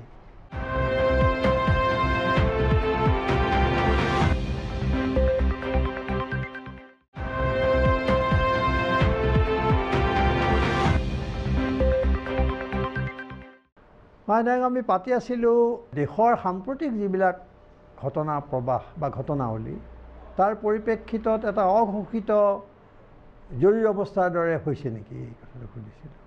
সেইটোতো আৰু সকলোৱে দেখিছেই যে তেওঁলোকে আক্ষৰিকভাৱে আইনৰ সহায় লৈ আইন বিৰোধী কাম এফালৰ পৰা কৰি আছে।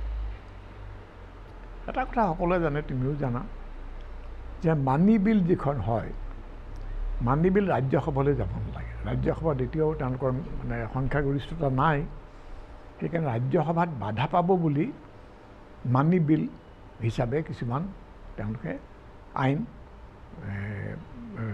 উত্থাপন কৰে। কেনেকুৱা ধৰণৰ কথা? এনেকুৱা যে যিহেতু ট্ৰিবিউনেলবিলাকৰ কাৰণে, অধিকৰণ যিবিলাক ন্যায়াধিকৰণ, ট্ৰিবিউনেলবিলাকৰ কাৰণে কেন্দ্ৰীয় চৰকাৰে পইচা দিব লাগে, সেইকাৰণে সেইখন মানি বিলৰ অন্তৰ্ভুক্ত কৰিছে। ট্ৰিবিউনেলৰ কেনেকুৱা সভ্য কেনেকৈ নিৰ্বাচন হ'ব, তাৰ কম্পজিশ্যন কেনেকুৱা হ'ব, অধ্যক্ষ কেনেকৈ নিৰ্বাচন হ'ব, এইটো মানি বিলৰ কথা নহয়েই। তথাপি এনেকুৱা ধৰণৰ মানে দেশকৈ অন্যায় অবৈধ কাম তেওঁলোকে আক্ষৰিকভাৱে আইনৰ সহায় লৈ কৰি আছে। এইটো মানি বিল হয়নে নহয়, দুখৰ বিষয়ে আমাৰ কনষ্টিটিউশ্যন লিখা আছে যে এই সম্পৰ্কে অধ্যক্ষৰ মতামতেই চূড়ান্ত। অধ্যক্ষ তেওঁলোকৰ মানুহ, গতিকে চব অতি অবৈধ ধৰণৰ আইন কিছুমান মানে প্ৰণয়ন কৰা হৈ আছে। আৰু এইবিলাকতো দেশ কথা। আৰু কিন্তু এটা কথা মই ক'ব লাগিব, আমাৰ দেশৰ বুদ্ধিজীৱী সমাজে যিটো ভূমিকা ল'ব লাগিছিল সেইটো ল'ব পৰা নাই।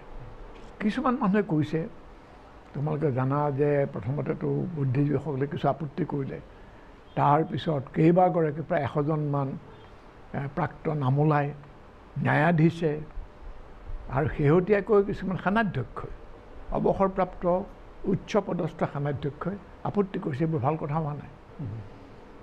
কিন্তু আমাৰ বুদ্ধিজীৱী সমাজে যি ধৰণে নেতৃত্ব দিব লাগিছিল, এনেকুৱা এটা মানে মোৰ অৱশ্যে এইটো সৰু মুখত বৰ কথা হ'ব, এনেকুৱা এটা সন্দেহ হয় যে যিটো তোমাৰ শোষণধৰ্মী যিটো শাসন ব্যৱস্থা,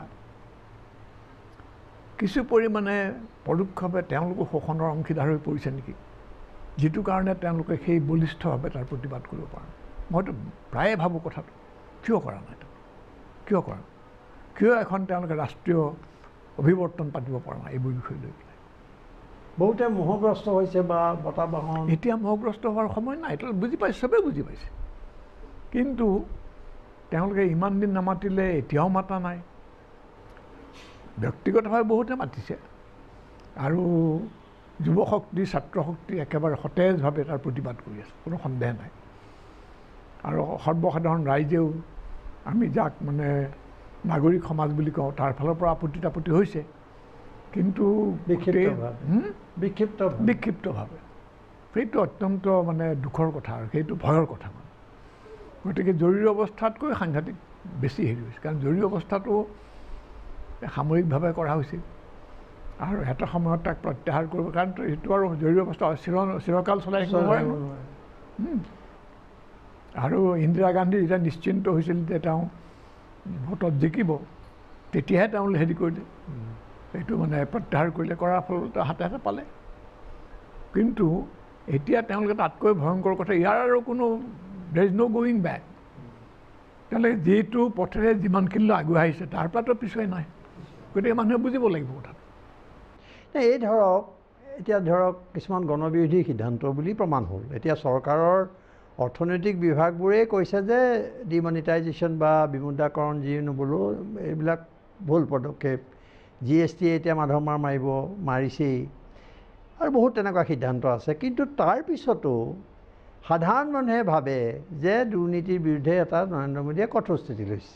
কেনেকৈ সম্ভৱ কৰি তুলিছে? মানে এইখিনিতে মই ভাবোঁ, মই যিটো কথা কৈছোঁ, কিছু পৰিমাণে আমাৰ বুদ্ধিজীৱী সমাজ, আমাৰ সংবাদ মাধ্যম এই শোষণৰ অংশীদাৰ হৈ পৰিছে নেকি? কাৰণ ধৰা নৰেন্দ্ৰ মোদীয়ে কিবা এটা কৈছে বিমুদ্ৰাকৰণ সম্পৰ্কে, কিমান সফল হ'ল ইত্যাদি, কিন্তু সংসদৰ যিটো যুটীয়া যিটো কমিটি এই বিষয়ে অধ্যয়ন কৰা, তেওঁলোকে স্পষ্ট ভাষাত কৈছে, নানা ধৰণৰ চৰকাৰী তথ্য পাতি দলিল উদ্ঘাটন কৰি, যে বিমুদ্ৰাকৰণ সাংঘাতিক ব্যৰ্থতা। তাৰপিছতো প্ৰধানমন্ত্ৰীয়ে এই ধৰণৰ কথা কয়, আৰু তাৰপিছতো আমাৰ মানে উপযুক্ত প্ৰতিবাদ প্ৰতিৰোধ গঢ়ি উঠা নাই। এইটো ভয়ংকৰ কথা। ডিমনিটাইজেশ্যনে ধৰা অৱস্থাপন্ন মানুহৰ বিশেষ ক্ষতি কৰা নাই, দুখীয়া মানুহৰ মূৰত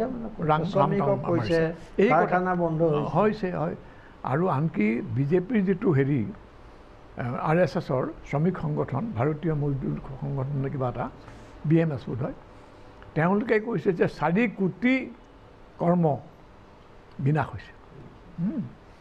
গতিকে এইবোৰ কথা ৰাইজক জনোৱাৰ দায়িত্বটো কাৰ আছে? সংবাদ মাধ্যমৰ তাৰপিছত তোমাৰ হেৰিৰ বুদ্ধিজীৱীসকলৰ। এইটোতো কৰা হোৱা দেখা নাই আমি। গতিকে মানে জনসাধাৰণ মোহগ্ৰস্ত হৈ আছে। আৰু সেই পাৰ্লিমেণ্টাৰী কমিটিয়ে কৈছে যে উদ্ধাৰ কৰা টকাৰ সংখ্যা তোমাৰ 4 কোটি নে কিমান হ'ব। তাত এটা আচল হিচাপ নাই। নহয়, তেওঁলোকে হিচাপ নিকাচ কৰি চৰকাৰী দিল্লীৰ ওপৰত 4 কোটি নে কিবা, মই পাহৰিছোঁ দেই, বহুত কম। নৰেন্দ্ৰ মোদীয়ে দাবী কৰিছিল যে 5 লাখ কোটি আহিব বা 12 লাখ কোটি কিবা এটা কৈ থাকে তেওঁলোকে, সেইটো নহ'লেই। 4 কোটি মানে এই যিখিনি সম্পদ মানুহৰ তাত জমা হৈ আছে, যিখিনি সেই একচেটিয়া পুঁজিপতিৰ উপাৰ্জন, তাৰ তুলনাত সামান্য। সেই সময়তে ধৰক কৃষকে আত্মহত্যা কৰিছে, হাজাৰ হাজাৰ কৃষকে ঋণৰ কাৰণে হাহাকাৰ হৈছে, অসমত আৰম্ভ হৈছে। সেই সময়ত এটা কিন্তু সুন্দৰকৈ আন্দোলন এটা গঢ়ি উঠিছিল ভাৰতবৰ্ষত, কিন্তু তাকতো কোনেও নোৱাৰিলে আগবঢ়াব। বিৰোধী দল ব্যৰ্থ হ'ল, বামপন্থী দলবোৰ ব্যৰ্থ হ'ল। তাৰ মানে ধৰা মই এটা কথা কৈ আহিছোঁ, বামপন্থীসকলক মই শ্ৰদ্ধা কৰোঁ কিছুমান কাৰণে। তেওঁলোক একেবাৰে মানে নিৰ্ভুলভাৱে অসাম্প্ৰদায়িক, ধৰ্মনিৰপেক্ষ, এনেকুৱা কিছুমান তেওঁলোকৰ গুণ আছে। সেইটো মই তেওঁলোকক কয়। আৰু এটা আদৰ্শত তেওঁলোকে কাম কৰি থাকে। খুব বেছি দুৰ্নীতি তেওঁলোকৰ মাজত দেখা যোৱা নাই, কিন্তু এই নিৰ্বাচনী যিটো ৰাজনীতি, তাৰ মানে কবলত তেওঁলোকো পৰিছে নেকি? সংসদীয় গণতন্ত্ৰৰ যিটো সংসদীয় গণতন্ত্ৰৰ মোহে তেওঁলোককো শ্ৰেণী সংগ্ৰাম পাহৰিলে নেকি? শ্ৰেণী সংগ্ৰামৰ কথাটো হৈছে গণ আন্দোলনৰ কথা। এটা গণতান্ত্ৰিক পৰিৱেশত শ্ৰেণী সংগ্ৰামে গণ আন্দোলনৰ ৰূপ লয়। সেইবিলাকতো আমি বহুদিন দেখাই নাই। আৰু গণ আন্দোলনটো কৰিবলৈ গ'লেই তেওঁলোকে বিভিন্ন সাংগঠনিক পদক্ষেপ বুলি ভাবে, যে অমুক ট্ৰেড ইউনিয়নে দিলে, তমুক দিলে, অমুক এমপ্লয়িজ এছ'চিয়েশ্যন। সেইবিলাকতো গণ আন্দোলন বুলি ক'ব নোৱাৰি। ৰাস্তাততো মানুহ নানামে, বা এটা প্ৰচেছন দিলে, সেইটোতো যথেষ্ট নহয়। গণ আন্দোলন মানে বেলেগ, আৰু সেইটো হোৱা নাই নহয়। সেইটো তেওঁলোকে কৰক এতিয়া, এইটো সময় আহি গৈছে। আৰু 1900 এতিয়াতো অসমে এটা উৰ্বৰ ভূমি বুলি ক'ব পাৰি বামপন্থী আন্দোলনৰ প্ৰসাৰৰ কাৰণে, কিন্তু ইয়াতোতো আমি দেখা নাই একো। মানে মই মানে একদম আশা এৰি দিয়া নাই, না আশা এৰি দিয়া নাই, কিন্তু আমিতো তেওঁলোকক অলপ আশা কৰোঁ কাৰণেহে কৈছোঁ। তেওঁলোকক সকিয় নিদিছোঁ।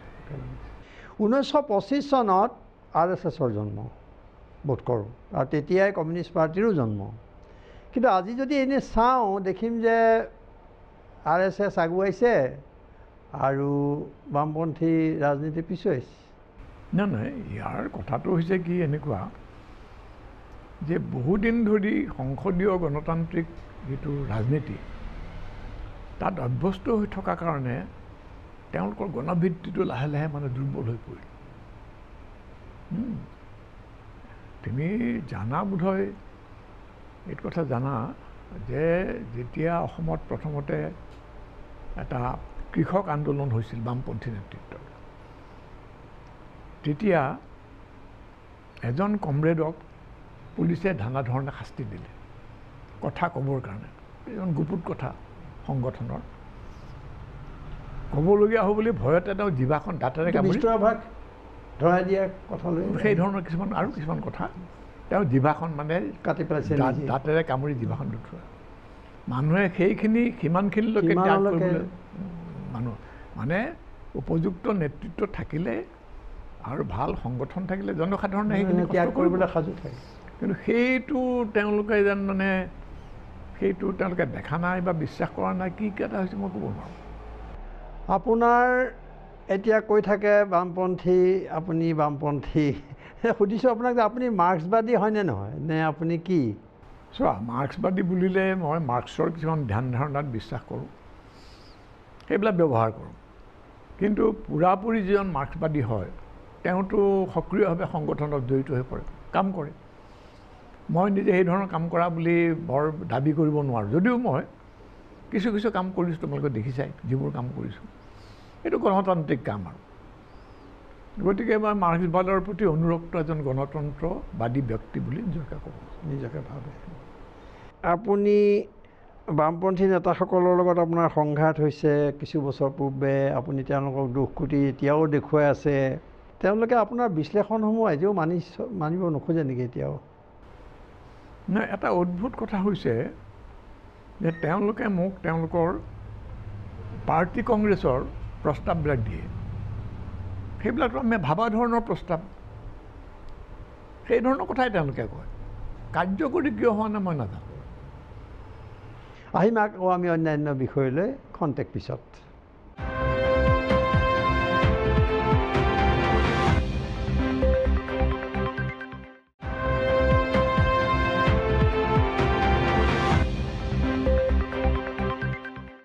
ভাষা আন্দোলনৰ সময়ত আপুনি ক'ত আছিল, কি কৰিছিল? আমি তেতিয়া উগ্ৰ জাতীয়তাবাদী, আমি দিল্লীত আছোঁ। আমি খুব কাগজে পত্ৰ অসমীয়া ভাষা হ'ব লাগিব চিঠি পত্ৰ লেখোঁ, আৰু হোষ্টেলৰ বঙালী ল'ৰাবিলাক আমাক দেখিব নোৱাৰা হৈছিল তেতিয়া।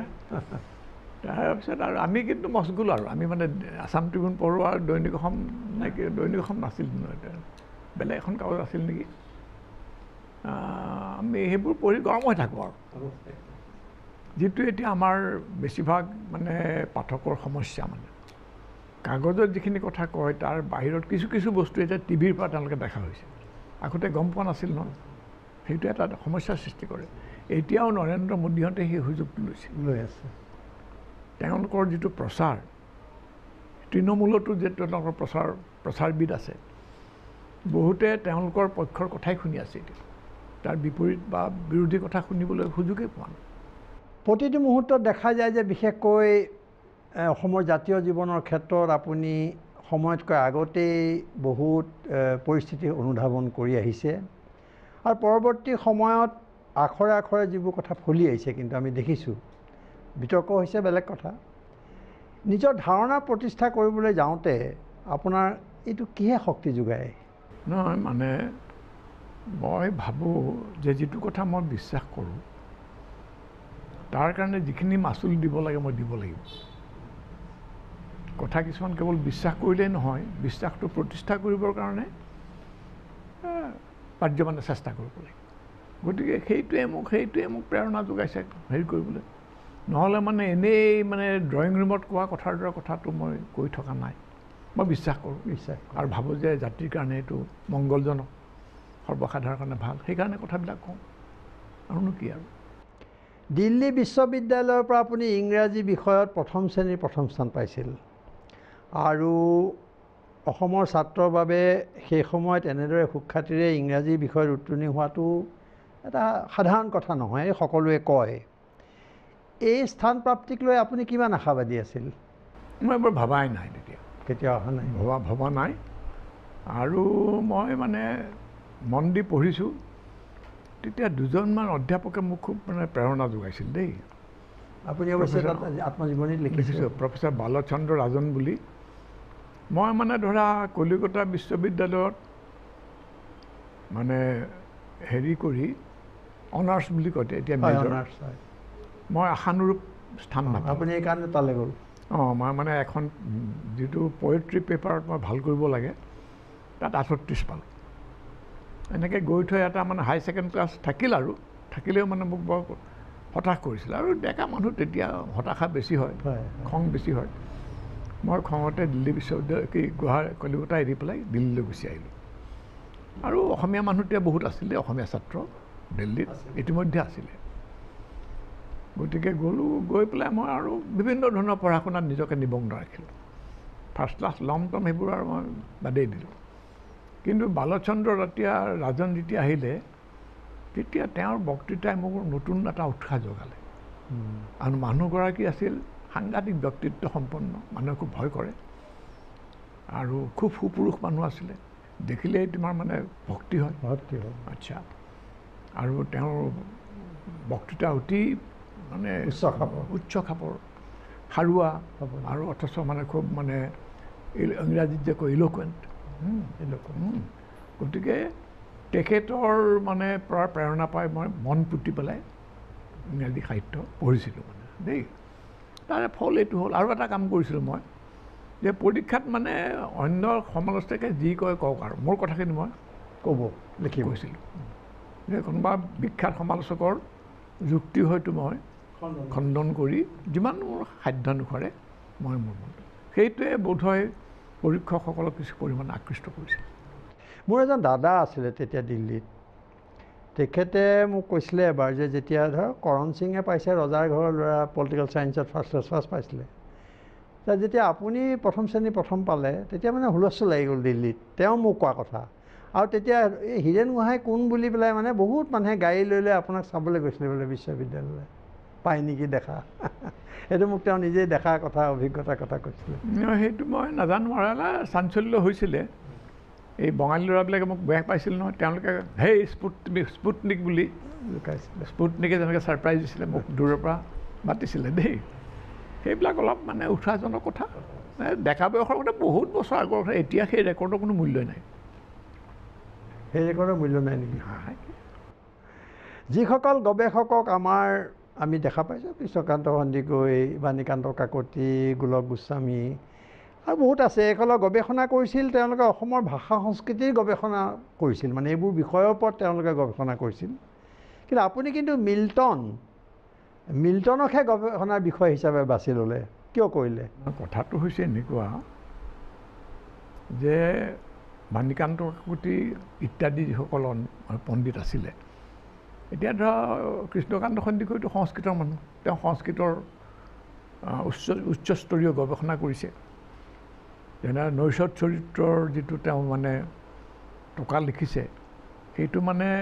এতিয়াও অদ্বিতীয় বুলি সংস্কৃত পণ্ডিতসকলে স্বীকাৰ কৰে গতিকে তেওঁ নিজৰ বিষয়টো লৈ কৰিছে বাণী বাবুহঁতৰ সমস্যা হ'ল এইটো তেওঁলোকে কেলকাতা ইউনিভাৰ্চিটিৰ পৰা গুৱাহাটীত আহি গ'ল চাকৰি কৰিলে ইয়াততো ইংৰাজী সাহিত্যৰ কোনো মাল মছলা নাই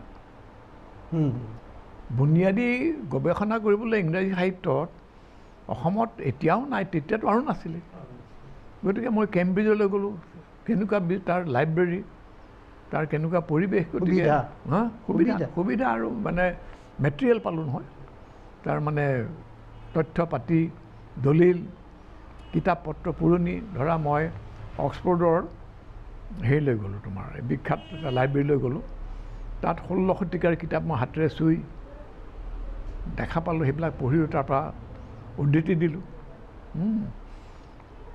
গতিকে সেইটো সুবিধাটো ইয়াত অসমত নাপায়, গতিকে ইংৰাজী সাহিত্য কেনেকৈ কৰিব এতিয়া। কিন্তু মই ঘূৰি আহি পেলাই মই কিন্তু ইংৰাজী সাহিত্যত বেছি লাগি থাকোঁ। সেইটো আহিছোঁ মই যে আপুনি ধৰক ইমান এটা সাংঘাতিক আপোনাৰ কেৰিয়াৰ বুলিয়ে কৈছোঁ, তো আপোনাক হাত বাউল দিটো মাতিছে বিদেশত, নিশ্চয় আপোনালৈ আহিছে কিবা কিবি প্ৰস্তাৱ, বা আপুনি দিল্লীত পঢ়ুৱাইছিলোঁ চাগে?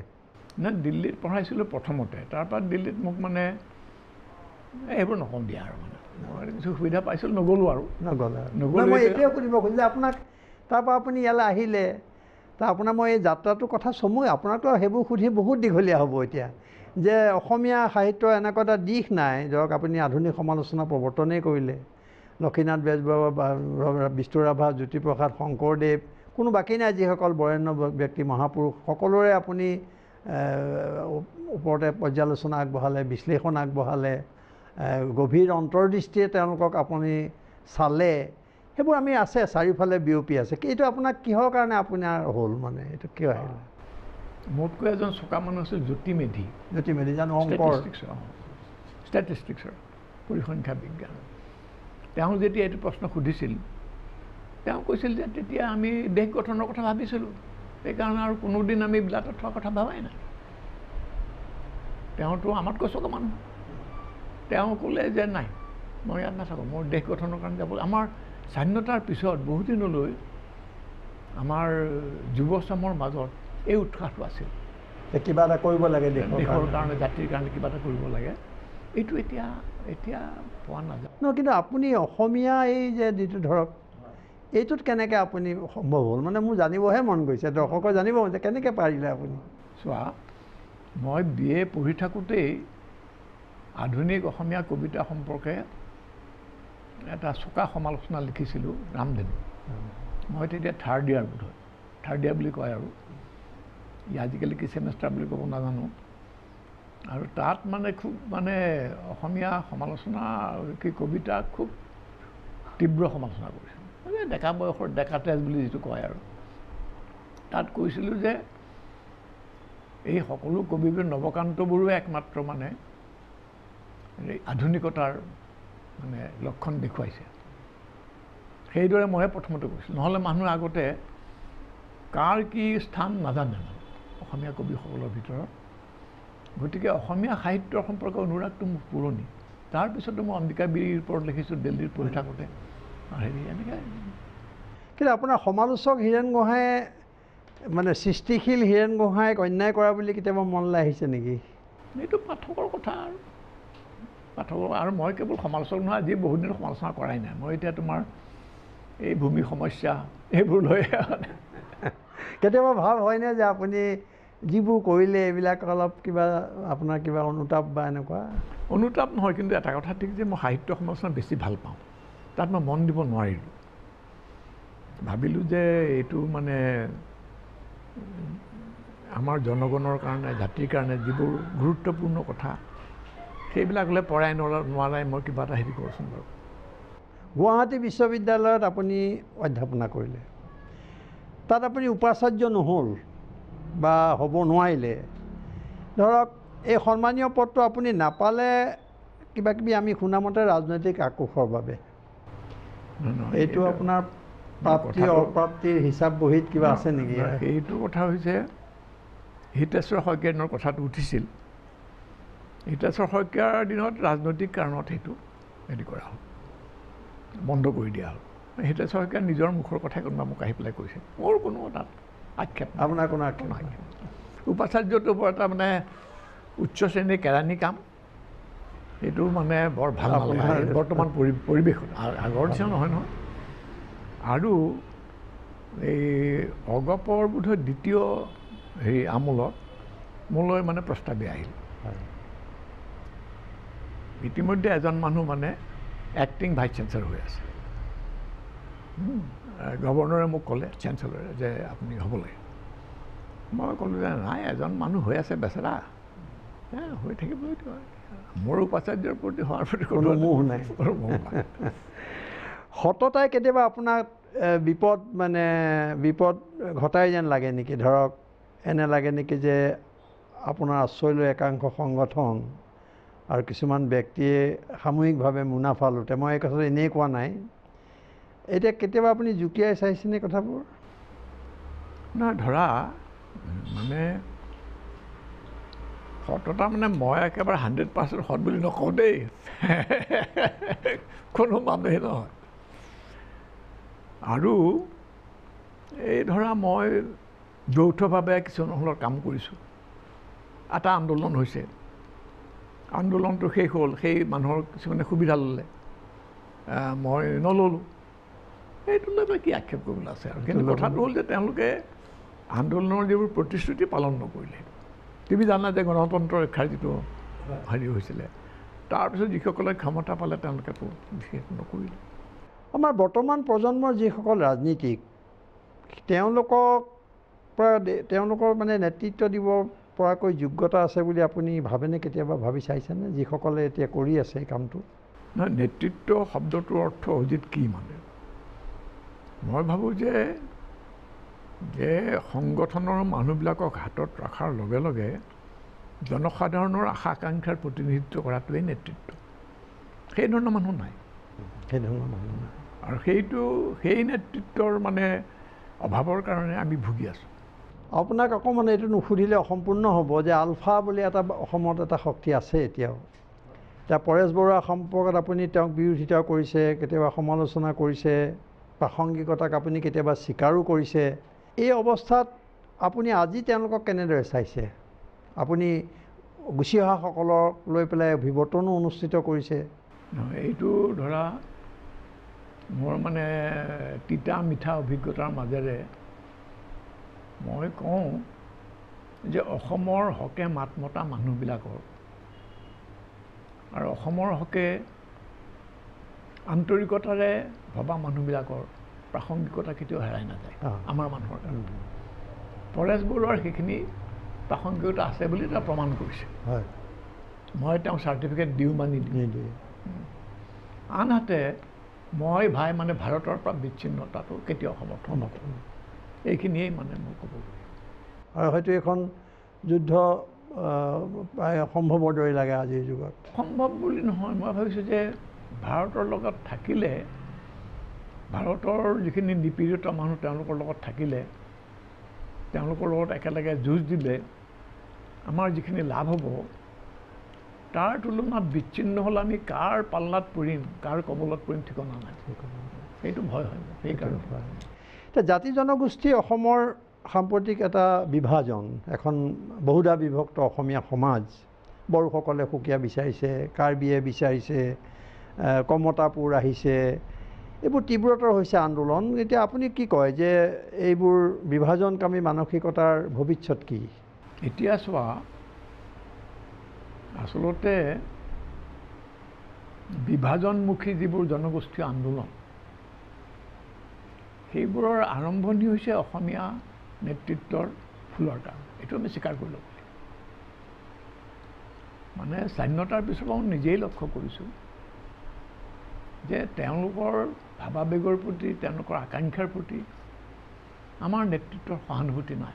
গোপীনাথ বৰদলৈ এজন ব্যতিক্ৰম আছিল, বাকীবিলাকৰ নাই। তেওঁলোকৰ যিমানেই দেশপ্ৰেম নাথাকে এই বস্তুটো নাই। তেওঁলোকে অসম বুলিলেহে অসমীয়া মানুহখিনি বুজি পায়, অসমীয়া ভাষী মানুহখিনি। আৰু বাকীবিলাক যেন প্ৰান্তীয় মানুহ কিছুমান, তাৰ ফলত সেই মানুহবিলাক অৱহেলিত হৈ হৈ হৈ হৈ লাহে লাহে আঁতৰি গুচি গ'ল। আৰু এতিয়া তেওঁলোকৰ মাজত যিটো বিচ্ছিন্নতাবাদ গঢ় লৈছে, এইটো বৰ মংগলজনক বুলি মই নাভাবোঁ। কিন্তু এতিয়া তাৰ উপায় নহয়, উপায়হীন অৱস্থা এটা। মই ক'লে কি তেওঁলোকে শুনিব? আৰু অসমীয়া মানুহক যে কওঁ তোমালোকে ভুল কৰিলা, ইমান দিনৰ পিছত তেওঁলোকে সেই ভুলটো কেনেকৈ শুধৰাই? এতিয়া ভাৰতৰ চুকে কোণে বিভিন্ন জনগোষ্ঠীৰ যিটো আত্মপৰিচয় সংগ্ৰাম, এইটো অব্যাহত আছে। এই ধৰণে যদি গোটবোৰে আত্মপৰিচয় সংগ্ৰাম অব্যাহত থাকে, তেতিয়াহ'লে এখন হিন্দু ৰাষ্ট্ৰ RSS বা বিজেপিয়ে বিচৰাৰ দৰে জানো সম্ভৱ? নহয়, মানে এটা কথা কিন্তু বিপদ হৈছে, এই বিচ্ছিন্নতাবাদী যিবোৰ বা জনগোষ্ঠীয় আন্দোলন আছে, তেওঁলোকৰ নেতৃত্বও সমগ্ৰ জনগণক, তেওঁলোকৰ জনগোষ্ঠীৰ জনগণক প্ৰতিনিধিত্ব কৰে নকৰে, সেই কথাটো কিন্তু তলকি চাব লাগিব। যেনেকৈ মই আগতে কৈছিলোঁ যে অসমৰ আঞ্চলিকতাবাদী নেতৃত্বই জনগণক প্ৰতিনিধিত্ব কৰি নকৰে অসমীয়া। অসমৰ জনগণৰ প্ৰতিনিধিত্ব নকৰে বাকীবিলাকৰ ক্ষেত্ৰত তেনেকুৱা সম্ভাৱনা বা আশংকা আমি ওলাই দিব নোৱাৰোঁ তাৰ ফলত কিন্তু তেওঁলোক মানে এই উগ্ৰ হিন্দুত্ববাদী শিবিৰৰ হাতৰ পুতলা হৈ পৰাৰ সম্ভাৱনা আছে যিমান সোনকালে তেওঁলোকে কথাটো বুজি পায় সিমানেই ভাল আপুনি বহু নিকৃষ্ট ষড়যন্ত্ৰৰ মুখামুখি হৈছে ওলাইছে বিভিন্ন কথাৰ মাজত অলপমান ঘৰুৱা কথা এটা সোধোঁ যে আপোনাৰ পত্নী ৰাণী গোহাঁই আপোনাৰ 2 কন্যা এগৰাকী আমেৰিকাতো থাকে তেওঁলোকে কেতিয়াবা আপোনাৰ জীৱনত কিবা এইটো নকৰিবা সেইটো নকৰিবা বুলি আপত্তি কৰিছে নেকি তেওঁলোকে মাজে মাজে অলপ ভয় খায় আৰু মোৰ কাৰণে চিন্তা কৰে তেওঁলোকৰ চিন্তাটো মোৰ কাৰণে কিন্তু মই আৰু মানে কি কয় গড়টোৰ নিচিনাকৈ যিটো কৈ থাকোঁ আৰু আপোনাক একা চাকা বুলি কয় বহুতে জানো আৰু খঙাল বুলিও কয় খঙাল মানে এতিয়া কথাটো হৈছে যে খংটো এসময়ত আছিলে সেইটো এটা বুৰ্বকামী সামাজিক ক্ষেত্ৰত কাম কৰিবলৈ বৰ বেছি খঙাল হয়তো লাভ নাই ধৈৰ্যৰ প্ৰয়োজন সহনশীলতাৰ প্ৰয়োজন লাহে লাহে সেইবোৰ বুজিছোঁ আৰু যে আপোনাৰ ছোৱালী যে থাকে তাই যথেষ্ট সচেতন পঢ়া শুনা কৰে আমি জানো এতিয়া ধৰক ট্ৰাম্পৰ বিৰুদ্ধে আমেৰিকাত খুব আন্দোলন হৈছে তাই তাত অংশগ্ৰহণ কৰিছে নেকি তাই কিছু পৰিমাণে কৰিছে কিন্তু এটা কথা সিহঁত দুজনীয়ে মোৰ ইয়াত যিটো দশা হ'ল দেখিছে যে জাতিৰ কাৰণে মই চিঞৰ বাখৰ কৰি আছোঁ জাতিয়ে মোক নেওচা দিছে সিহঁতে মোক কিছু পৰিমাণে আধা বলীয়া বুলিও ভাবে মানে হা গতিকে সিহঁতে নিজৰ নিজৰ মতে যিটো ভাবিছে সেইটো কৰিছে কিন্তু গণতন্ত্ৰ সম্পৰ্কে সচেতনতা আছে আছে দুয়োজনী সৎ আৰু ন্যায় আৰু গণতন্ত্ৰৰ কাৰণে তেওঁলোক মানে উদ্বিগ্ন মই ডাঙৰীয়া আমাৰ বহুত বিষয় আছিলে আৰু মই আৰম্ভণিতে কৈছোঁ যে আপোনাক সুধি শেষ কৰিব নোৱাৰা নানান বিষয় আছে কাৰণ আপোনাৰ যিমান সকলো ক্ষেত্ৰত আপোনাৰ যিটো বিচৰণ এতিয়া আমি শেষত মই এটা কথা নুসুধিলে ভুল হ'ব এটা খুব ডাঙৰ বিষয় আমাৰ সকলোৰে মাজত চৰ্চা যে ভাৰত আৰু চীনৰ মাজত যিটো সংঘাত আমি দেখা পাইছোঁ যে আম্বানী বা এনেকুৱা ডাঙৰ ডাঙৰ কৰ্পৰেট হাউচবিলাকে চীনত নিৰ্মাণ কৰিছে তেওঁলোকৰ মোবাইল আৰু নানান তেওঁলোকে মুনাফা লুটি ইয়াত বিক্ৰী কৰিছে আৰু ইয়াত এচাম মানুহে চীনৰ সামগ্ৰী বৰ্জন কৰিছে এটা বৰ হাস্যকৰ ধৰণৰ কথা এটা হৈছে আপুনি এই আৰু বামপন্থীবিলাকে এনেকুৱা এটা ধাৰণা দিছে যেন চীনৰ আক্ৰমণৰ সমৰ্থনেই কৰি পেলাব অথচ কিমান বামপন্থীয়ে চীনক সমালোচনা কৰিছে বা মাও ছেতুঙৰ পিছৰ যুগত বহুত ঘটনা ঘটিছে আপোনাৰ খুব চমুকে এই বিষয়টোত অকণমান আলোকপাত কৰিবলৈ কৈ কথাটো হৈছে যে বাৰম্বে লঘু ক্ৰিয়াৰ নিচিনা কথা এটা আছে দুই পক্ষই তৰ্জন গৰ্জন কৰি শেষত মানে শিলগুটি দলিয়াইছে শেহতীয়া হৈছে কি ভাৰতীয় সেনা আৰু চীনা সেনাই বন্দুক ল'লে ইটোৱে সিটো শিলগুটি মাৰিছে মানে বুজিছা এনেকুৱা এটা হাস্যকৰ ঘটনা কিয় হৈছে বাৰু কাৰণ দুই পক্ষৰে স্বাৰ্থ এটা সুসম্পৰ্কত এনেকৈ জড়িত যে সেইটো নষ্ট হ'বলৈ দিবলৈ দুই পক্ষৰ সংকোচ আছে চীনৰ বহুত বস্তু ভাৰতত বিক্ৰী হয় আৰু কিছুমান মানুহে গমেই নাপায় চবটো আৰু বজাৰত পোৱা নাযায় আৰু সস্তা বস্তু মানুহে বিচাৰে এতিয়া ধৰা তুমি যিটো থাকে মোবাইল তাৰে কিমান পাৰ্ট চীনত তৈয়াৰ হয় কোনো বেছিভাগেই নহয় গতিকে সেইখিনিতো সাধাৰণ মানুহে গম নাপায় গতিকে এইটো এটা মানে টকেনিজিম প্ৰতীকী কাৰবাৰ আৰু মই ভাবোঁ যে উত্তেজনাটো দুয়োখন দেশৰ শাসক শ্ৰেণীয়ে নিজৰ স্বাৰ্থত বজাই ৰাখিছে কিন্তু এইটো নহয় জানো যে ভাৰতৰ যিটো ধৰক বিদেশ নীতি বা বৈদেশিক নীতি এটা ওচৰ চুবুৰীয়া ৰাষ্ট্ৰকেইখনৰ লগত সম্পৰ্ক ভাল কৰি ৰাখিব নোৱাৰাটো এটা ব্যৰ্থতা বিদেশ নীতিৰ ব্যৰ্থতা মই চোৱা প্ৰথম কথা হৈছে মই এইটো স্পষ্টকৈ লিখিছোঁৱেই ইতিমধ্যে যে প্ৰথম যেতিয়া বিজেপিয়ে দ্বিতীয় আণৱিক বোমাটো ফুটালে বাজপেয়ীৰ দিনত তেতিয়া জৰ্জ ফাৰ্ণাণ্ডেজে আমেৰিকালৈ চিঠি হ'ল আমেৰিকাৰ ৰাষ্ট্ৰপতি ক্লিণ্টন আছিল নেকি তেওঁলোকে চিঠিখন দিলে যে এতিয়া আপোনালোকৰ চীনো আপোনালোকৰ শত্ৰু আমাৰো শত্ৰু আহক আমি সামৰিকভাৱে একেলগ হওঁ বিদেশ মন্ত্ৰীৰ চিঠি এখন ফাদিল হৈ গ'ল লিক হ'ল তাৰপিছত চীনত কিটো প্ৰতিক্ৰিয়া হ'ল তুমি ভাবাচোন বাৰু সেই তেতিয়াৰ পৰাই চীনৰ মানে আমাৰ সীমা বিবাদ সেইটো বেলেগ কথা কিন্তু ভাৰতৰ অভিপ্ৰায় সম্পৰ্কে সন্দেহ কিন্তু চীনৰ মনত গঢ় হ'ল তাৰপিছত আমি তাৰপৰা ধৰা আমেৰিকাৰ লগত ডিফেন্স পেক্ট কৰিছে কাৰ বিৰুদ্ধে ডিফেন্স? পাকিস্তানৰ বিৰুদ্ধেতো আৰু ইণ্ডিয়াৰ যুঁজিবলৈ কোনো অসুবিধা নাই, চীনৰ বিৰুদ্ধে। গতিকে এটা চীন বিৰোধী হেৰিৰ মানে ভাৰত সোমাই গ'ল চক্ৰৰ মাজত। এতিয়া চীনেও খুব ভয় খাইছে। চীনে যিমান তৰ্জন গৰ্জন নকৰক, এই যে আমেৰিকা, জাপান, ভাৰত চব মিলি যদি সিহঁতৰ বিৰুদ্ধে কিবা এটা কৰে, সিহঁতৰ কাৰণে অলপ সমস্যাৰ কথা। দক্ষিণ কোৰিয়া, গতিকে এই কাৰবাৰটো চলি আছে। আমি এইবোৰ নুবুজাকৈ চিধাই অমুক ভাল তমুক বেয়া এনেকৈ ৰায় দিয়াটো ঠিক নহয়। কিন্তু আমি আমাৰ চৰকাৰক ক'ব লাগে, তোমালোক সাৱধান হ'বা, কাৰণ উত্তেজনা এটা বিন্দু পোৱাৰ পিছত তাৰ পৰিণতি কি হয় ক'বতো নোৱাৰি। শেষত আকৌ কৈছোঁ মই যে আপোনাৰ পৰা জানিবলগীয়া, সুধিবলগীয়া অজস্ৰ বিষয় আছে। ধন্যবাদ। আমি আশা কৰিম যে আকৌ আপুনি আমাক সময় দিব। আপোনাৰ অলপ স্বাস্থ্যও কথা আছে, সময়ৰ কথা আছে, গৰমৰ কথা আছে, এইবোৰ ইত্যাদি লৈ আমি আপুনি সময় দিয়াৰ কাৰণে আপোনাক ধন্যবাদ জনাইছোঁ। বহুত ধন্যবাদ। আমি আকৌ লগ পোৱাৰ আশা ৰাখিছোঁ। আপোনালোকে শুনিছে, ৰাইজৰ মাজত জনাব কথাবিলাক, এইটোৱে মোক আনন্দ দিছে। ধন্যবাদ।